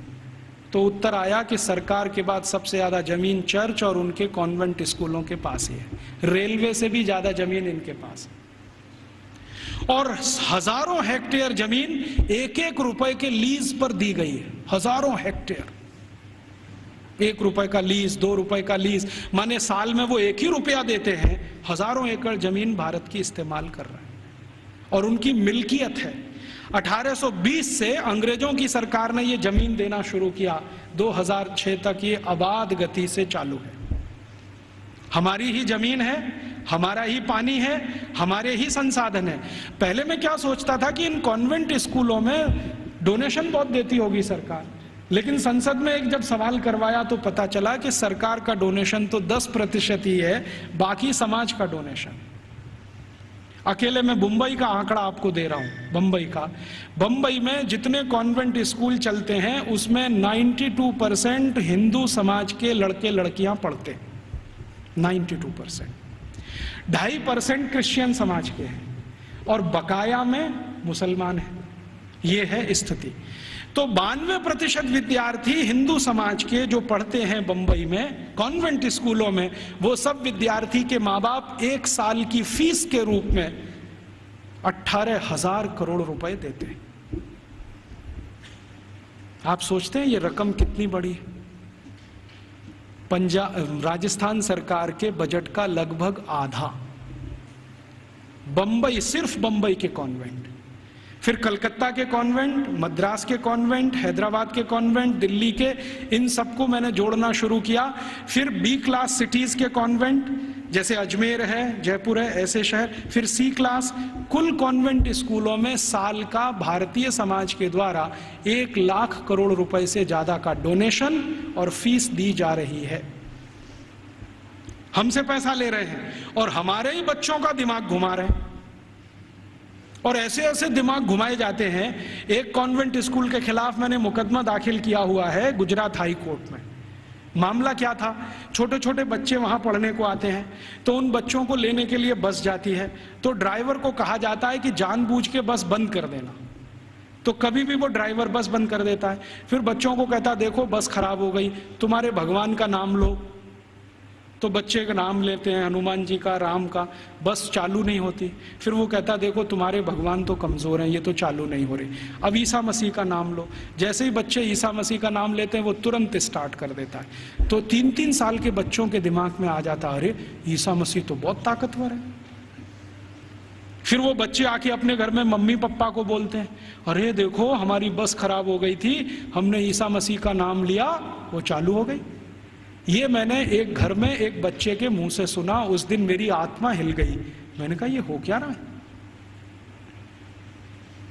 आज मैं आपके यहां आने से पहले शाहपुरा एक छोटे से नगर में था, तो वहां पर राम सनेही संप्रदाय के एक बड़े संत हैं। उन्होंने तो कहा कि इतना ही नहीं होता, कॉन्वेंट स्कूल में आगे भी होता है। बच्चे जो छोटे छोटे होते हैं ना, जिनके मन भोले भाले हैं, उनको एक खेल खिलाया जाता है कि उनके राम और कृष्ण है ना, उनकी मूर्तियां बनाई जाती हैं मेटल्स की और बच्चों को दिया जाता है। फिर वो कहते हैं कि स्विमिंग पूल में इनको तैराओ, तो बच्चे उनको डाल देते हैं, वो सब डूब जाती है क्योंकि मेटल्स की। तो कहते हैं देखो तुम्हारे भगवान डूब गए। फिर उन्हीं छोटे छोटे बच्चों को काष्ठ की मूर्तियां दी जाती हैं, लकड़ी की, ईसा मसीह की, कहते हैं तैराओ, तो वो तैरने लगती है। तो बच्चों को कहते हैं देखो ईसा मसीह इतने ताकतवर हैं कि वो तैर सकते हैं, रामकृष्ण तो डूब गए तो तुमको भी डूब। तो लोकमान्य तिलक की इस बात को फिर याद करें, दुश्मन हमसे ताकतवर है, बहिष्कार करो और असहयोग करो। बाद में गांधी जी ने उसको और तेज से कहा। हम इन कॉन्वेंट स्कूलों को और इस एजुकेशन को हटाना चाहते हैं यूरोपियन, तो इसके लिए असहयोग करो और बहिष्कार करो। मतलब मैंने आपसे कहा कि 92% विद्यार्थी हमारे हैं जो वहां पढ़ने जा रहे हैं, इनको रोको। और हम इसको अपने घर से शुरू करें कि हम हमारे घर के किसी बच्चे को कॉन्वेंट में नहीं पढ़ाएंगे, क्योंकि हम उसको बास्टर्ड नहीं बनाएंगे। वो इंजीनियर बने ना बने, डॉक्टर बने ना बने, कम से कम बास्टर्ड तो ना बने।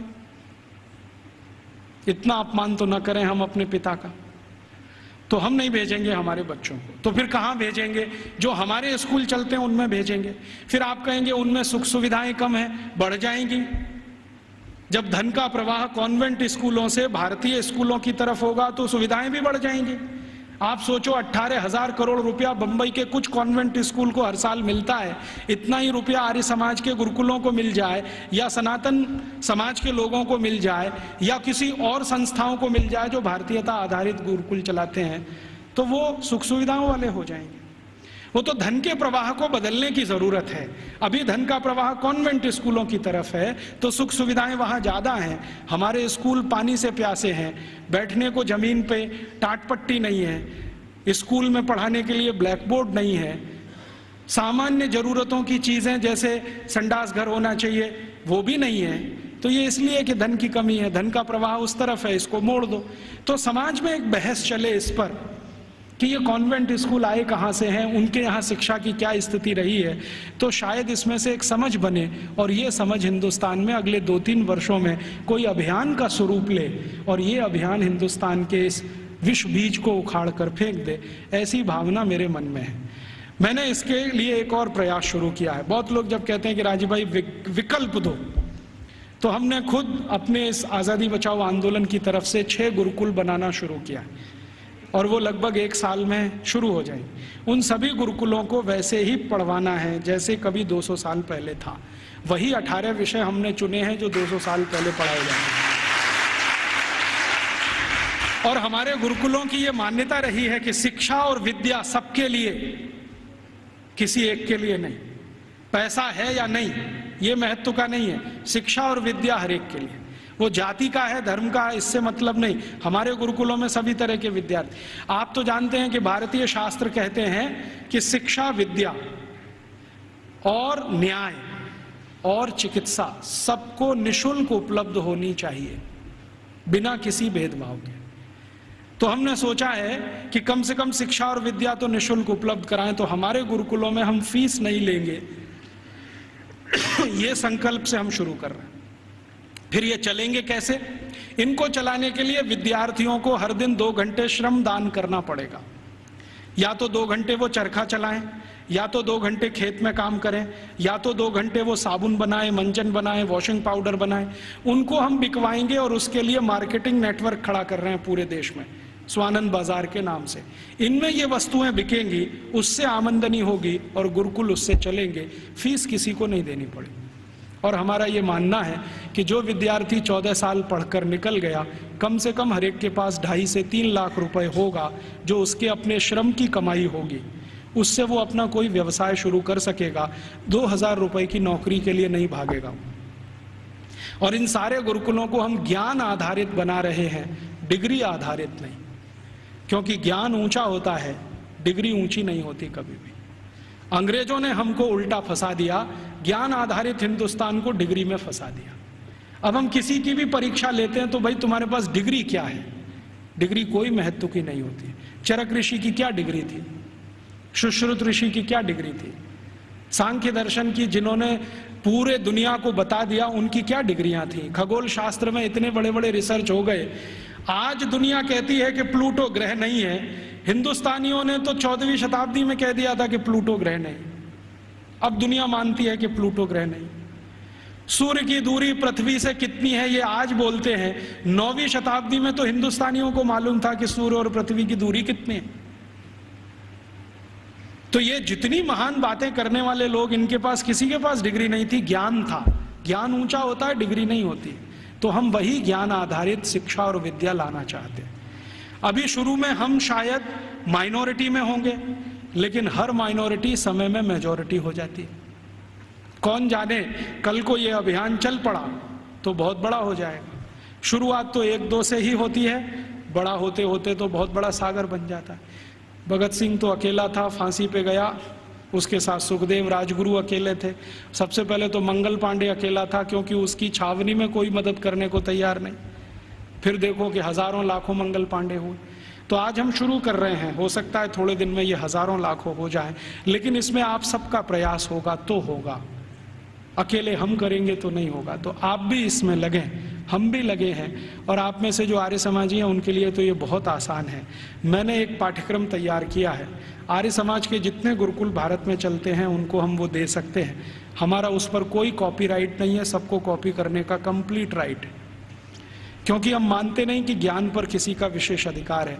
ज्ञान तो सबके लिए। मैंने कहीं से लिया, आपको दिया, आप किसी और को दे दीजिए।